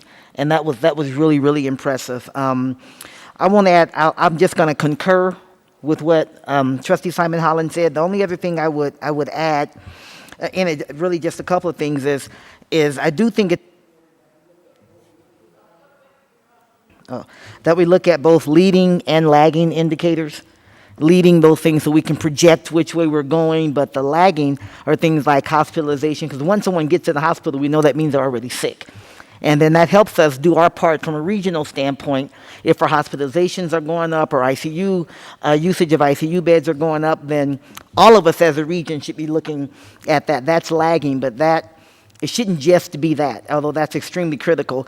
The beginning of this, I learned this on that call last night as well, is the beginning of this started with watching our hospital beds and our ICU beds to make sure that you can care for people, because that's when everyone was ready. All the states were getting ready for a big, huge spike, and you start running out of beds. You have much more severe problems. But it's really grown into this regional effort, and I would agree that I don't believe that we're ready quite yet, because I want us to be in alignment with the region. I love the regional approach. We don't have to accept everything. That's here or there, but what we do should be in alignment with it. Because there are going to be some differences based upon maybe even some school things, as you said, Dr. LaMarca, and I think staffing is an issue that we have to pay attention to in support of distance learning and what the superintendent needs to manage in terms of people that she has, but we shouldn't be in a vacuum. We shouldn't be in isolation. We shouldn't be in a vacuum. We've been invited to be a part of this, and I'm grateful for that, and let's be partners in this. And the other part I was going to say was that Dr. Trudy Larson was on this call, always as impressive as she is in her expertise in community health, and she too is on the state committee. She actually spoke and surprised me with two statements. One is she spoke about how we don't need to focus, and in fact, maybe there shouldn't be a definitive line in the sand. Basically, if you get to X, everything's closed down. And that wasn't just for schools. That was for businesses and bars and hair salons and whatever. But looking at all of this other data as a whole, just saying that we don't want to be stuck on a something. The other thing she said that was really important, which was connected to that, is we should make sure, instead of being so focused on here's that point, but we really should make sure that the COVID response is in line and in place, so that when there is a case, because we're not the NBA, we don't live in a bubble, right? So when there is a case, that it's critical to be able to test right away and to contact trace, and that we really should make sure we're focusing on that. And so I'm very excited about what we're able to do in that, because at least it's like, okay, good, we have that one right. And so that was very helpful as well, because I too went in very strong. We have to have some thresholds, and we do have to have something. And we aren't saying let's wait 3 months. Really, I mean, I would think another meeting, 2, maybe 3, just depending. They've already updated some of the information. We have a new meeting date, which is next week, so it won't be very long. But I think it would be irresponsible, quite frankly, for us at this point to set something knowing that regional effort that we're a part of is out there and will be of more value, I think, to our teachers and to our families in the district. Thank you, Madam President. Thank you, Vice President Taylor. Trustee Cottle. Thank you, Madam President, and thank you, Dr. Lamarca, for your work on this, and also thank you to you, Superintendent McNeil, Dr. Taylor, and Trustee Simon Holland for sitting on this task force representing the school district. I'll be honest, I had some doubts about it because didn't know anything about it until very recent, that this group has been meeting for some time to form metrics, and as a school district, we're supposed to just kind of adopt what they say and go forward. Is that the best idea? Should we do our own thing? But after hearing what my colleague said, talking to Superintendent McNeil today, just hearing about all the tremendous medical professionals that are on this committee that are putting their minds together to form the best way forward for our region, I would concur. I think it would be a mistake for us to get out in front of that, because we would probably have to reverse course. Passing metrics just to pass metrics only to change course in a month because this task force came forward would be a great mistake. And I do like the idea of it being regional, and it's people that are a part of this community. As much as I value what the national groups are saying, the state, this is a regional approach, and we're a part of this region, and getting out in front or doing our own thing is not the way to go. And so I'm looking forward to what they come up with, and I do think it will be wise for this board to rely on what they're talking about and hear what they're saying, because there are so many great medical experts that are reviewing data, and it's compelling when these medical experts are saying maybe positivity rate's not the best way to go.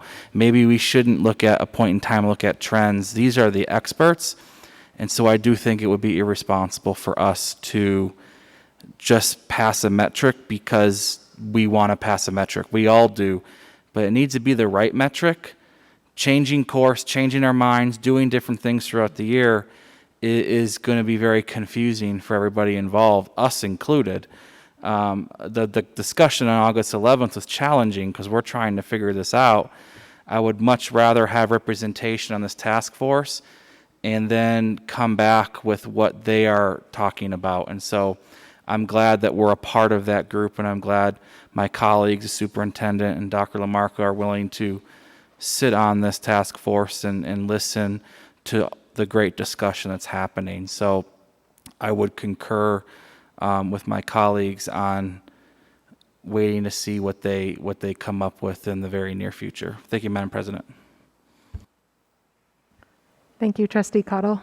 Trustee Simon Holland. Thank you, Madam President. I also want to, two things. One, in addition to the great comments made by Dr. Taylor about the testing and tracing, one of the key components is the turnaround time for test results.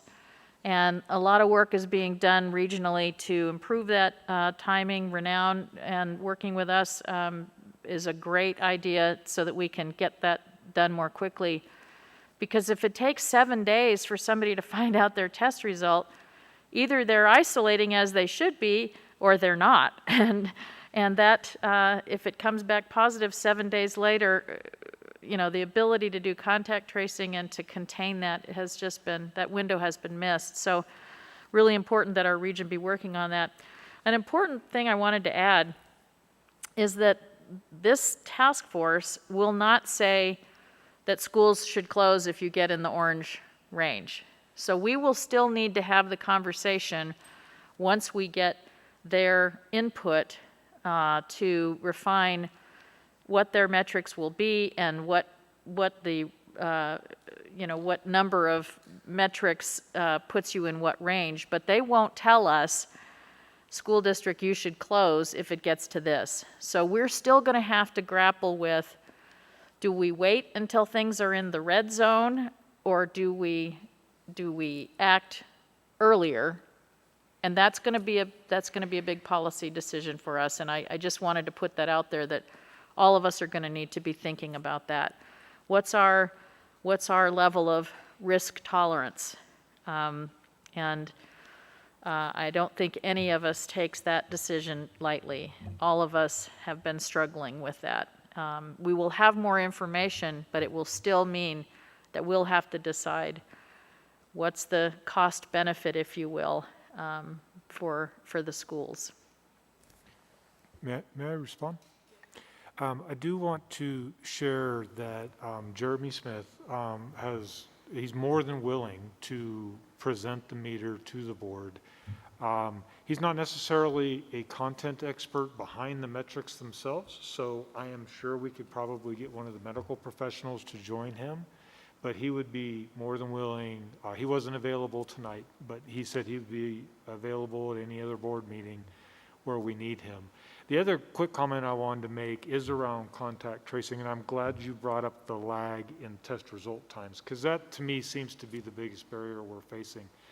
We are doing a really good job with our outbreak response plan. It's clunky, you know, when you write something like that, you just think, well, you follow the words and it's all said and done. Well, every case that we've had so far, and we've had a few, they're all nuanced. So it takes some professionalism. Margaret Allen and her group has done incredible work. We have a COVID response team. So as soon as we have an indication that we might have a case or we do have a case, we have a COVID response team that's basically dedicated to the school to provide them the support. Margaret's in contact with the Washoe County Health Division when we have to do like lists of people so that they can do some of the contacts. We're providing that information right away. And the Washoe County Health Division has made us a priority. When they know it's one of our staff members or they know it's a child, it's jumping to the front of the line. And I really appreciate that from them because they know how much is at stake economically and just with the schools. So I feel good. We don't have good data systems to sort of really look at the amount of time it's taking to do these things. But so far we've been really good at contact tracing. It's the test turnaround times that are still holding us back a little bit. Thank you.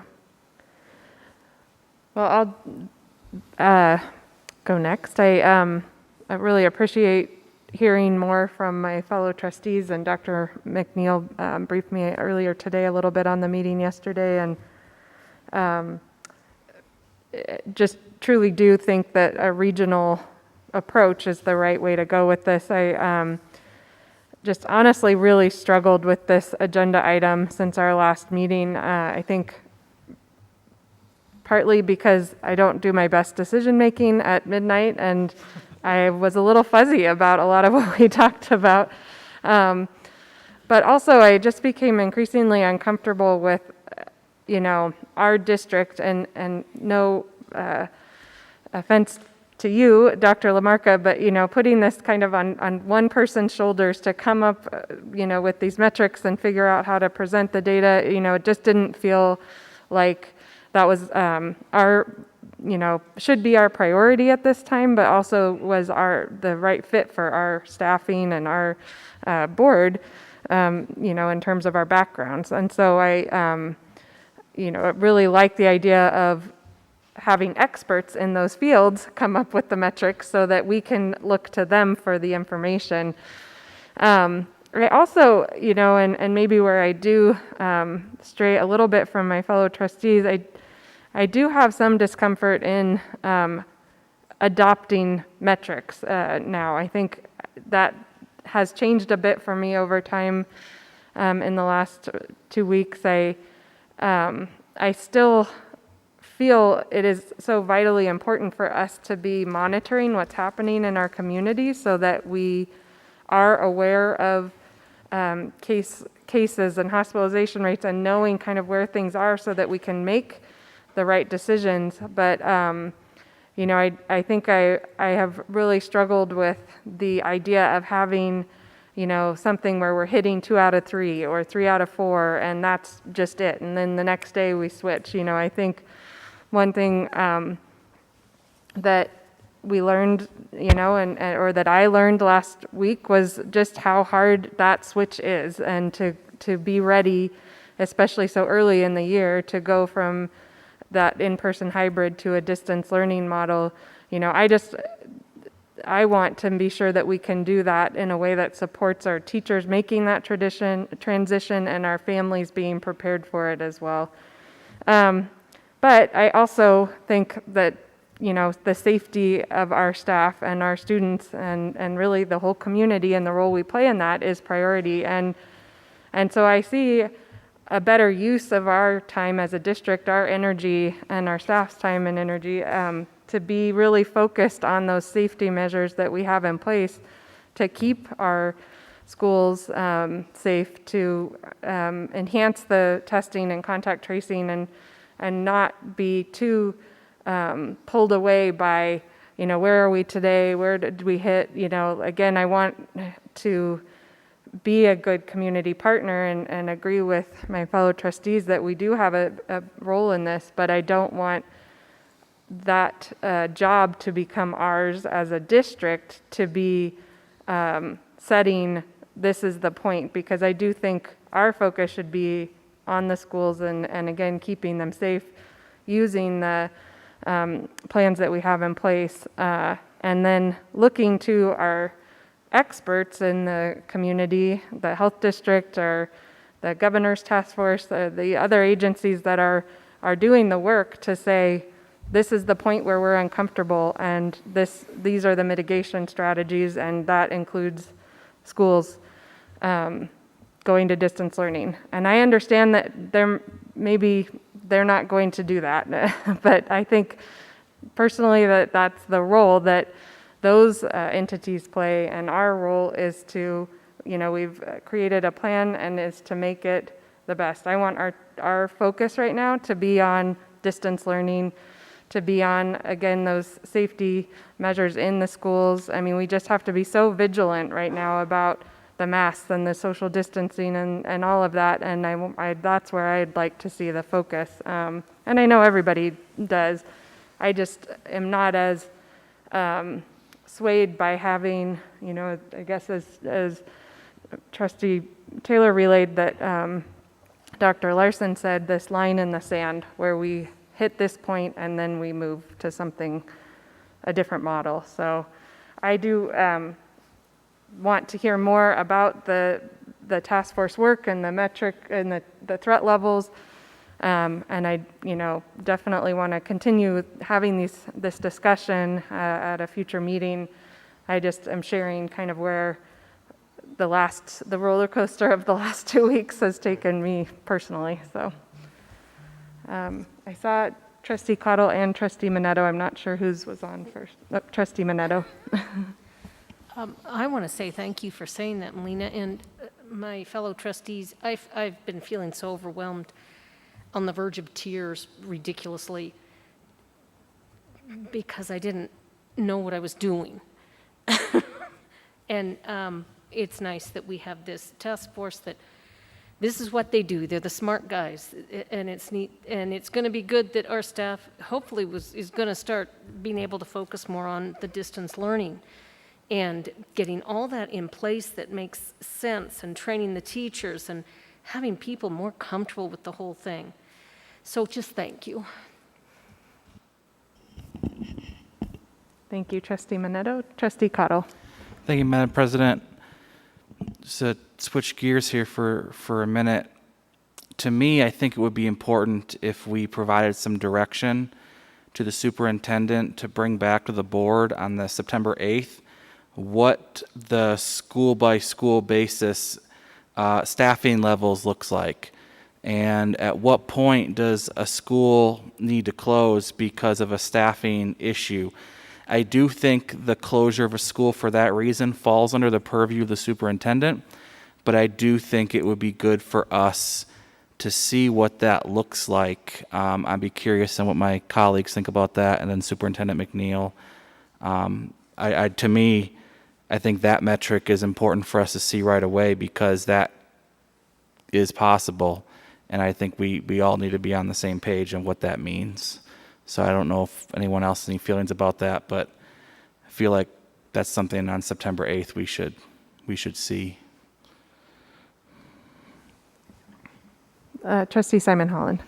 Thank you, Madam President, and I think that's a great idea. I also think that I hope that the district is keeping track of the reports that come through from the school sites and from teachers about where we're not complying with the safety protocols at the board. And I don't want us to have a list of this happened at this school on this date, but I think we are hearing a lot of those issues. And I also have heard that the district is taking every action as quickly as possible to deal with, HVAC and get PPE out there if it's not there.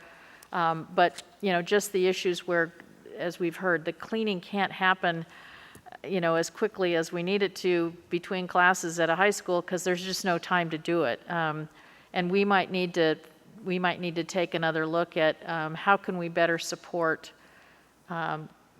a great level of compliance, because it is so important, as the president has said, to make sure those safety protocols are being observed.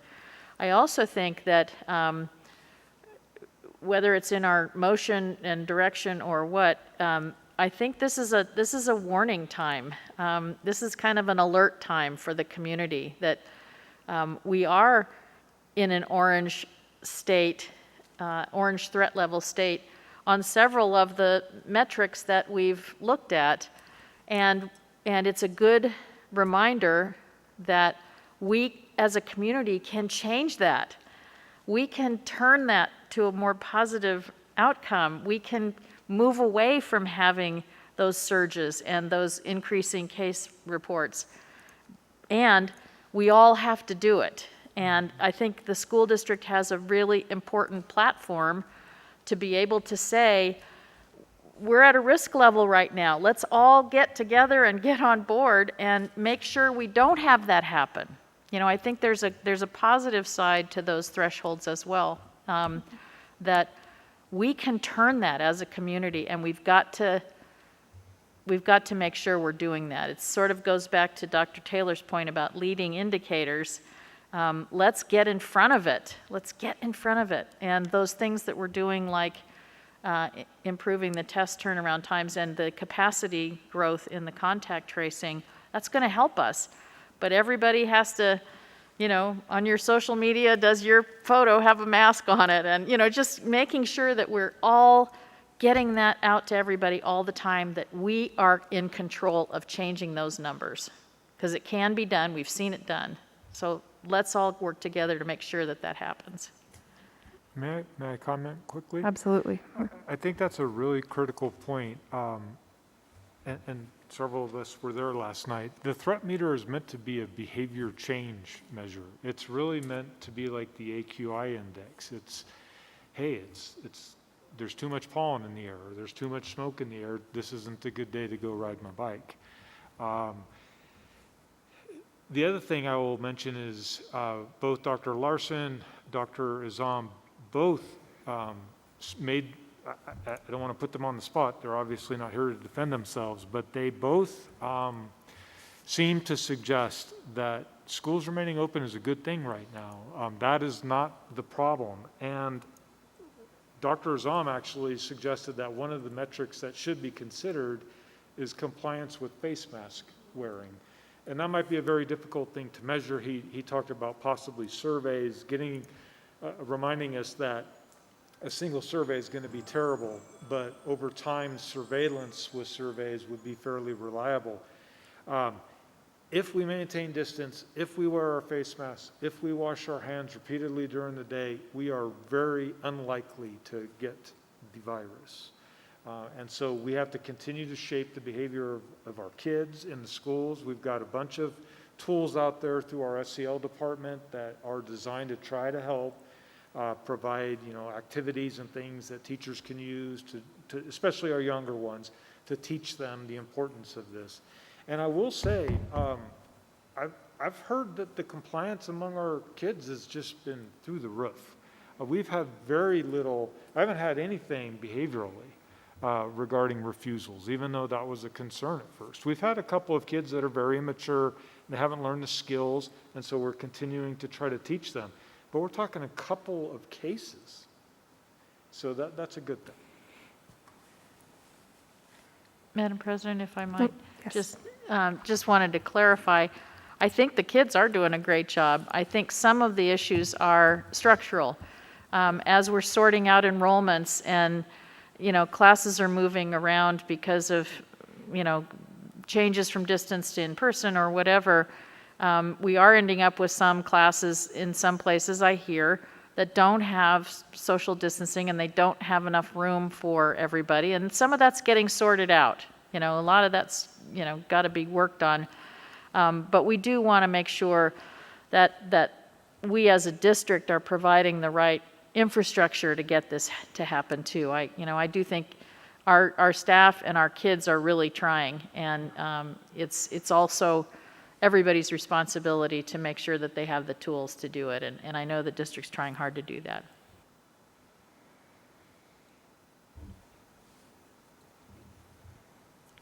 Dr. McNeil. Thank you very much. So I'll start out by saying, my expectations for the meeting last night, I was not quite sure what to expect, and I was overwhelmingly pleasantly surprised and very honored to be in that group, which included CEOs from Renown, CEOs from St. Mary's, CEOs from REMSA. You had the Washoe County Health District represented. Yep. Dr. Trudy Larson, Dr. Azam, they both sit on the medical advisory team. Kevin Dick, Heather Kerwin. So I was very, very pleased.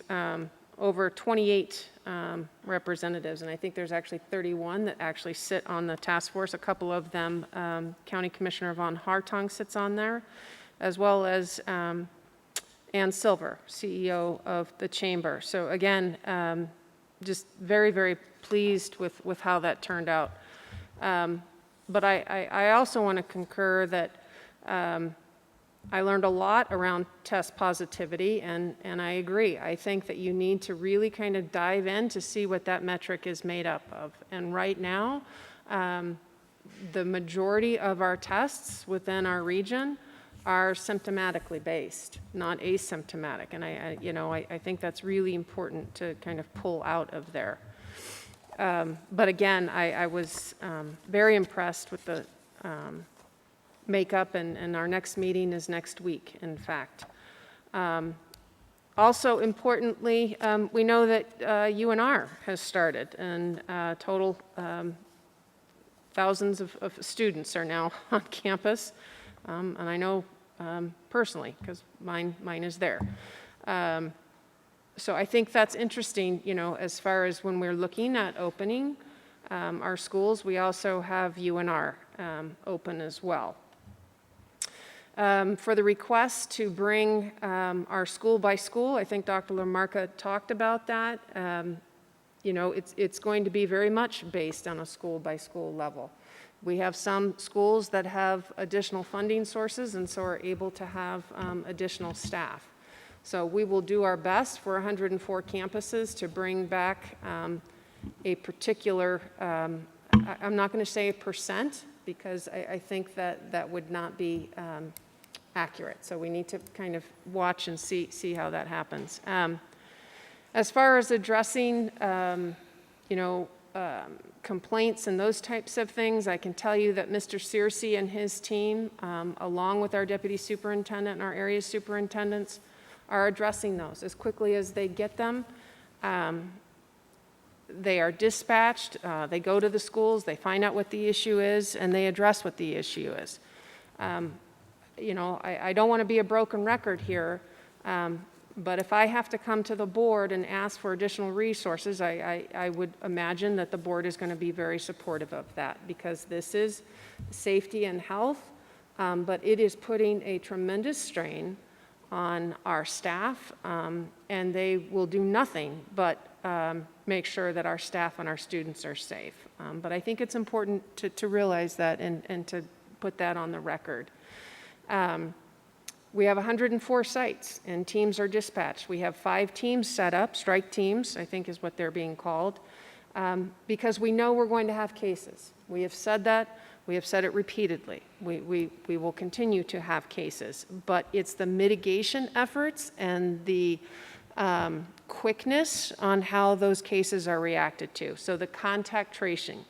And just as importantly, we are being extremely aggressive on exclusions. If you show up to school and you say that you have a tummy ache, you are going to be excluded. And so to get that message out to our community, we will keep talking about that. Because exclusions are what's going to drive those resource issues, right? And then finally, just the fact that we are being as quick as possible and as transparent as possible. With some districts, I will say, are not reporting cases when we do have a positive case. And so I am exceptionally proud of our district. And, you know, the fact that we've been open for 4 days. We have not been open weeks. We have had 4 days of instruction in schools. And so I absolutely understand that we have concerns, distance learning concerns, I get it.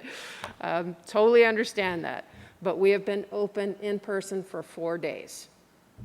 So that's kind of what I'm going to say tonight.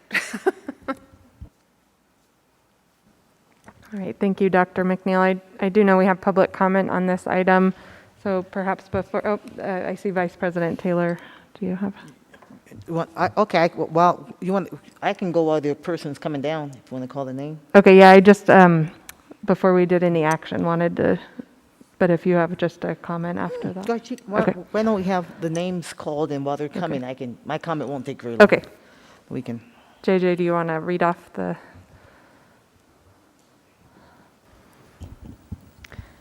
Pablo Nava Duran, Natha Anderson. We also received emails from Patricia Fager, Don Maheen, and Larry Cates. Thank you. Go ahead, Vice President Taylor. Thank you, Madam President. I was just going to say, as we're being as specific as we can based upon schools, one of the things, and I don't know how this should play a part, but we know the numbers and how in particular our Hispanic Latino community has been specifically impacted. So if there are considerations as we look at these things, if there are considerations that we can include for those areas that have a higher population of Hispanic Latino people, staff or students. We have more students, of course, than staff. I just want to be open to if there's an opportunity to pay special attention to that if we have that opportunity and can. Thank you, Vice President Taylor. Go ahead, Mr. Nava Duran. Okay, yeah, that's a good question, Dr. Taylor. So I saw the COVID-19 data, and I saw the mostly Black and Latino or Latinx are the most affected by the COVID-19 crisis. They're more likely to stay at work because they had to afford to pay by bill. And many minority live in a cramped neighborhood, which is very tight space, which can explode their people. And we should look specifically in near area and no East Reno. I'm not sure about Sun Valley area, but seem like they're a little bit tight. So maybe we should research on the neighborhood which to include which is a hotspot for them, and make sure it's better study for that. And that the systemic racism and for minorities. So not included for zoning, all kind of stuff. I know that we had to keep a hybrid going. Agree means we good to go, going in learning person, make sure we don't infect it. It's easy. Do a lot gallery, yellow means avoid large calorie, do the moderate school, attend school every other single day. Orange, that means that you have to, orange doesn't mean that you have to do for distance. It does mean that you have to give a warning to a family and a student to make sure like you follow social distance and wear a mask all the time to go to school and continue to be hydrated. When a Washoe County School District hit red or become a COVID hotspot, that means that they have to stay home. They stay home, do some full distance learning, and have to do closely. I know it's difficult for a student who had to cancel sports. And now the NFL, look at the Ram and the Chargers, they're being canceled. They're not being canceled. They're allowed no fan this season. Thank you. Thank you, Mr. Navaduran. Natha Anderson.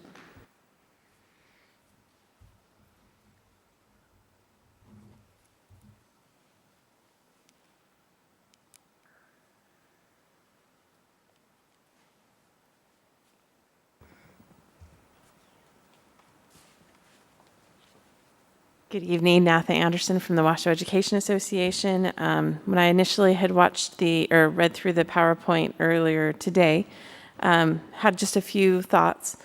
And then listening to the presentation and now finding out the new information about the City of Reno's presentation with my friend Jeremy, I think it's understandable why to wait a little bit. But I do have a question that I don't know if it's appropriate or not for you to discuss. Our superintendent is able to close the schools district-wide when it comes to fire, or smoke in this case, when it comes to snow as well. Wondering why that's not also a possibility for COVID. I understand that you can do it school by school, but if there are hot spots or an entire district that is having more than 20% of our schools, that is possibly something that needs to be discussed. And so that's just something that wanted to put out there, is that I know that when Dr. McNeil makes a decision, she's not doing it by herself. She has many others, and she's looking at many other data points, but she has many others that she's speaking about with this. We currently have, as was just pointed out, 4 days with students, and we already have 7 schools, or just about 7 schools. There's a possibility of some more. So those sort of options, as we wait for that other information, needs to be out there. There's a few other things that were brought up during the discussion. Concerns about the testing. It takes a long time. Our teachers that go in to get tested for COVID are told that you can't come back for 14 days because of how long it's taking to get those results. The other thing has to do with the tracing mechanisms. Yes, it is getting better, but it's still very confusing for many of our educators. If a student's in my classroom, does that mean that I have to get tested or not? I get those questions often. Finally, I recognize, I think we all do, the ripple effect that this decision has in our entire community. And we know that it's a tough decision to make. For us as educators, we want to be in the classroom. There's no question. We really do. I know we've been advocating for distance learning, but for us, we know what it's like to be in the classroom. That's where we want to be. But we want to make sure it's safe for us, for our students, and for our fellow educators. Thank you. Thank you, Ms. Anderson. That's all I have. Thank you, JJ. All right. Anyone have any other questions or discussion items? Trustee Simon Holland. Thank you, Madam President. I just wanted to respond to Ms. Anderson's point about the superintendent's authority to close. And I think we discussed at the board level that we really didn't want to put that on her because it's such an impactful decision to close all the schools in the district. And this wouldn't be, a one-day closure if we had to close due to COVID. And I think the consensus of the board was that We didn't want that to have to be the superintendent's decision because it is so fraught with economic implications, implications for the health and safety of students in homes, implications for families, implications for businesses. It's just it has such huge impact. So even though we know she can do that with snow days and other kinds of closures district-wide, I think our feeling was we didn't want to put that on her. And if I'm misspeaking, I would stand to be corrected. Thank you, Trustee Simon Holland. Trustee Cottle. Thank you, Madam President. And then correct me if I'm wrong, in the instance where we have a school outbreak issue and the Washoe County Health Department comes in and then closes down the individual school. So in the case if there are multiple schools that have to be closed, that would be organized between you and the health department. Let's make sure I understand that correctly. I do think that a little bit more confusing potentially closure for our community is the staffing level, and I do think that would be a really good presentation. However, you need to put it together. I don't think you need to have 104 slides and you're going down, all right, Vaughn, here's what would happen. But I do think it's important for our community to understand that at some point, if we have enough staff excluded or for whatever reason, that individual schools could be put on distance, and the superintendent can do that. But as a trustee sitting here today, if someone asked me what does that look like, I wouldn't be able to answer that question. I'd have to ask. So I think it would be good for all of us to see that and gain a better understanding of what that looks like, because that could happen. And I'd rather the community have an understanding beforehand than have to explain it after we do it. That never really works out very well for us. So I do think that clarification is going to be really important, however you feel like you need to put that together for us. Thank you, Madam President. Thank you, Trustee Cottle. And I was just checking with legal counsel, and I think just for this item, that request would have to go at the end of the meeting for a future agenda item request because of the way that the agenda item is worded, if you don't mind just requesting that at the end. But I know you did mention earlier possible motion just to give some guidance, I believe. Was that you that said that? About the staffing levels? Was that what it was about? I thought there was something just to come back with the Yeah, task that it force was information. the direction of the superintendent to bring that back, but I can request that at that time. All right. So we do have the option, I think, though, to ask if there is interest in a motion to ask for more information to come back after that next task force meeting. So, Trustee Simon Holland. Thank you, Madam President. I'll take a stab at it. I would move that the board continue the discussion of the development of metrics and thresholds for whether or when the district must use the full distance learning model. With an encouragement to staff as well to, we didn't get to the subject of vulnerable populations, and to bring that back and have an update or possible final action on the September 8th board meeting agenda pending the COVID task force's work, that whether they're completed in their work. If they're completed with that, we could have this for action on the 8th. Can you make sense of that, JJ? Just got it. Thumbs up. And I'd certainly welcome any amendments or revisions from any other trustees. I'll second that first, and I might add that since we're talking about the thresholds to close schools, I would say due to COVID-19, because it's specific to that.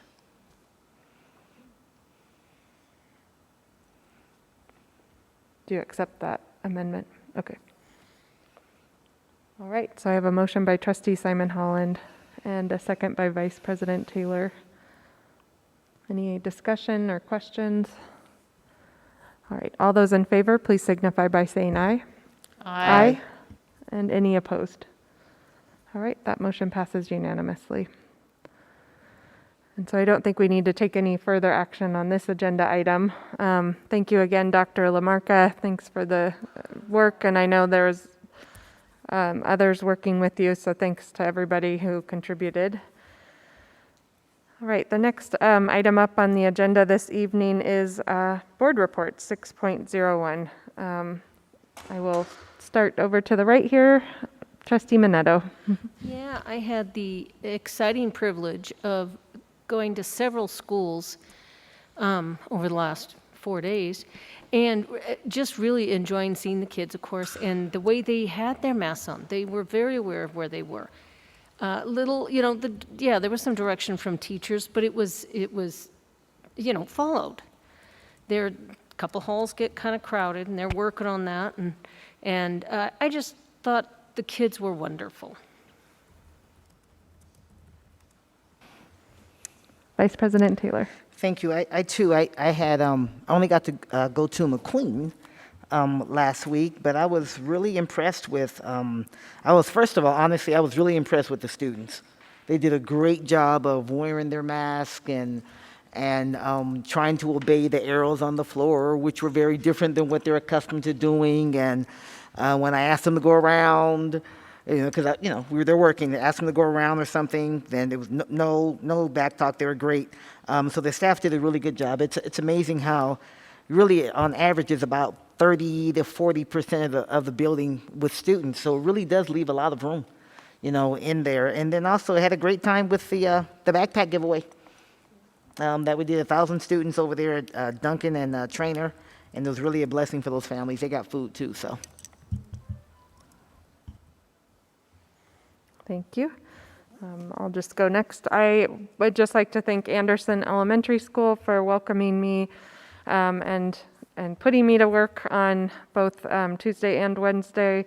Got to do a variety of things with our budget director, Mike Schroeder. We supervised lunch and recess at lunch and in the morning, helping with keeping the kids distanced and getting their lunches sorted out, and got to just get in there and get to work. And it felt good to be productive in that way and be in the schools. And I just really thank them for letting me be part of the first week of school. I'll go next to Trustee Cottle. Thank you. I've so far been able to visit 3 schools in my district. I had great time seeing all that's going on the first day of school, which was a B day. Spent the morning, a couple hours in the morning at North Valleys High School, and helped hand out schedules to students. And I was just so impressed with the office staff and how organized they were, getting phone calls answered, getting students help. And it was a tremendous team effort, so kudos to Principal Mandeville. Second day, which was an A day, I was at Spanish Springs High School in the morning. Tammy Hart does a great job, helped her direct traffic because the drop-off area at Spanish Springs High School can be a challenge. And then this week I spent some time over at Spanish Springs Elementary School. Principal Verdi is awesome, and they do such a great job there. So been real excited to see what's going on in the schools. There are some challenges, but so far the principals are doing an excellent job organizing their schools, and we have some great leaders in our schools that can provide great guidance to our staff, and students have been great, and so hopefully we can keep building on that success and continue to have a great school year. Thank you. Thank you, Madam President. I had a great day at Westergaard, and like you, got to do lunch duty and did lunch duty for 3 hours out in the 95-degree day, but was really glad I was there. Really appreciated Principal Ben Dixon and all of his team. We walked around and saw great education happening, and kids were figuring out where to go and what to do, and as teachers were, but everybody was working hard. And I was just so impressed, like others have said, with the kids. They were, it's okay, this is what I'm supposed to do. I did get to see a photograph, I think it was from Hunter Lake Elementary, of a toilet that had a mask hanging on the lever. So there are some things we have to work on with some of the kids. But by and large, everybody was working really hard to make it work, and I just want to thank everybody throughout all of our district for how hard they're working to make this work for kids, for parents, for the other staff members, and to do it safely. So just my hat's off to everybody, and I had a wonderful day. I did come home and throw all of my clothes in the washing machine immediately, but it was a good day. Thank you, Trustee Simon Holland, and absolutely echo your thanks to the entire district, everyone involved. I know it was not an easy last few days, and so thank you to everybody, or weeks, whatever, years it feels like. Superintendent McNeil for our Superintendent Report 6.02. Oh yeah, I am sorry, I forgot. Victoria, would you like to do your report? I am sorry, I just completely passed over you. Not used to having you over there.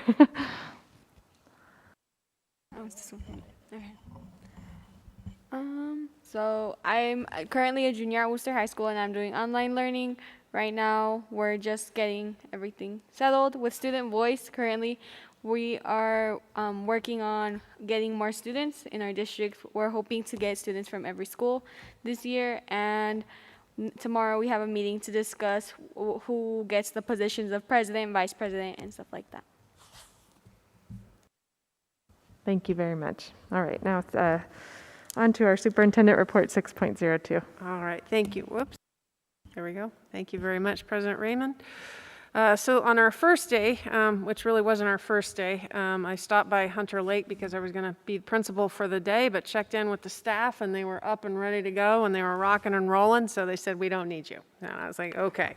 So then I went on over to Greenbrae, had a great time with Principal Aucoin. She literally threw out the red carpet for her kids with little turtles on them. Where else can you do that within our district? It was awesome. Then headed on over to, stopped by Dilworth and Maxwell, Mitchell, Sparks High, Sparks Middle, Lincoln Park, Sky Ranch, and Bohatch. All awesome visits. I mean, everybody was just amazing. North Valleys High School, spent some time over there, visited Cold Springs. This obviously was during the day when the smoke came in. So we started our day over at Gomes, and I want to do a huge shout out to Adam and his team for checking on the air conditioning and making sure the HVAC system was up and running. And then spent yesterday at Duncan with kindergartners, which was just awesome with the little ones. But I spent some time with Principal Weir. We were helping out in a first grade classroom because the teachers, their own child was starting kindergarten, so they wanted to have that first day. And so Principal Weir, as supportive as she is, she took over that first grade classroom, which was just a lot of fun. I have a new little buddy, Joelle, over there who I'll spend some time with.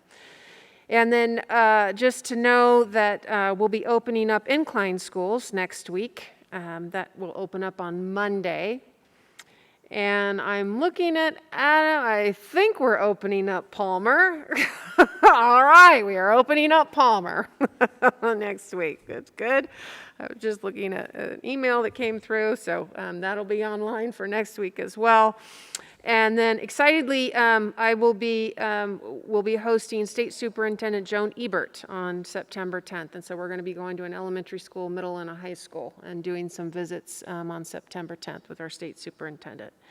And I would be remiss, I did not mention in my Monday message, and I got a little bit of a hand slap on some emails, so here it is. I am shouting out that yesterday, our early childhood, special education, early childhood strategies, and our pre-K students also had their first day, and they rocked it across the district. So congratulations to all of them. Thank you, Superintendent McNeil. 7.01, future agenda item requests. Oh, sorry, Trustee Cottle. Thank you, Madam President. I was looking at you like you should just know that I was reading. Sorry. I would like to request an agenda item for September 8th to have the superintendent and team present to the Board of Trustees protocols, metrics, however the superintendent deems the presentation, to go over school closures in the event that there is a staffing shortage that makes the operation of that school in person unsafe for our students. Is that good? All right, thank you. Thank you, Trustee Cottle. I have one. Vice President Taylor. Thank you, Madam President. I would like, after probably a few weeks more down the road, once we actually get through opening and so on, to let's go back and take a look at the opening plan and see what happened as planned, what didn't, what we could have done better, what was amazing, and those things. So we learn from that stuff and build upon those things that were awesome, and correct those things when it's like, man, we didn't know it, because this is the first time. We don't know what this is like. So it'd be good to go back and look at, this is what was supposed to happen, and this is what actually happened. Great, thank you. We'll make note of that. I don't see any others. Okay. 7.02 is our final public comment for this evening. Pablo Nava Duran. We also received emails from Larry Cates, Yolanda Ortego Gamil, Ty Polskamp, Art Lyon, Sarah DeVault, and Chris Denowitz. Okay. So I know it's not such a COVID death for cases. It's that the COVID causes economic depressions, like rising unemployment rate, and mostly affecting on minorities. And now their low-income student and their family will struggle to end meet. And maybe we find out more reachers, and maybe give them like a food bank, or maybe any free stuff to give them a student to have it successful for academic successful. And I'm looking for, and now I'm graduating, and I'm looking for the jobs and now job opportunities. So if you got any job opening, let me know. So I know, I did not know that systemic racism exists until May, last week of May, when George Floyd was killed. After killing George Floyd, I did not realize that we had systemic racism. Maybe our zoning neighborhood we separated by class, and maybe it's not necessary to integrate each other, but it's good. But what did we do? So instead, like rezoning them, maybe we should like fund them, like have it a great success, invest them, and then remodel school, make a academic environment look better, and hopefully, what the next meeting, what the location. So I know September 8th. I know what the location is. So have a nice day. Thank you, Mr. Navaduran. We did receive an email just now from Lisa Lee. Thank you. All right. Well, I think then that is it for this evening. It's a relatively early hour. I will call, next meeting is Tuesday, September 8th, 2020, and I don't know that I have heard confirmation of the location, so we will get that out as soon as possible. And that meeting will be at 4 p.m. And I will adjourn our meeting at 8:31.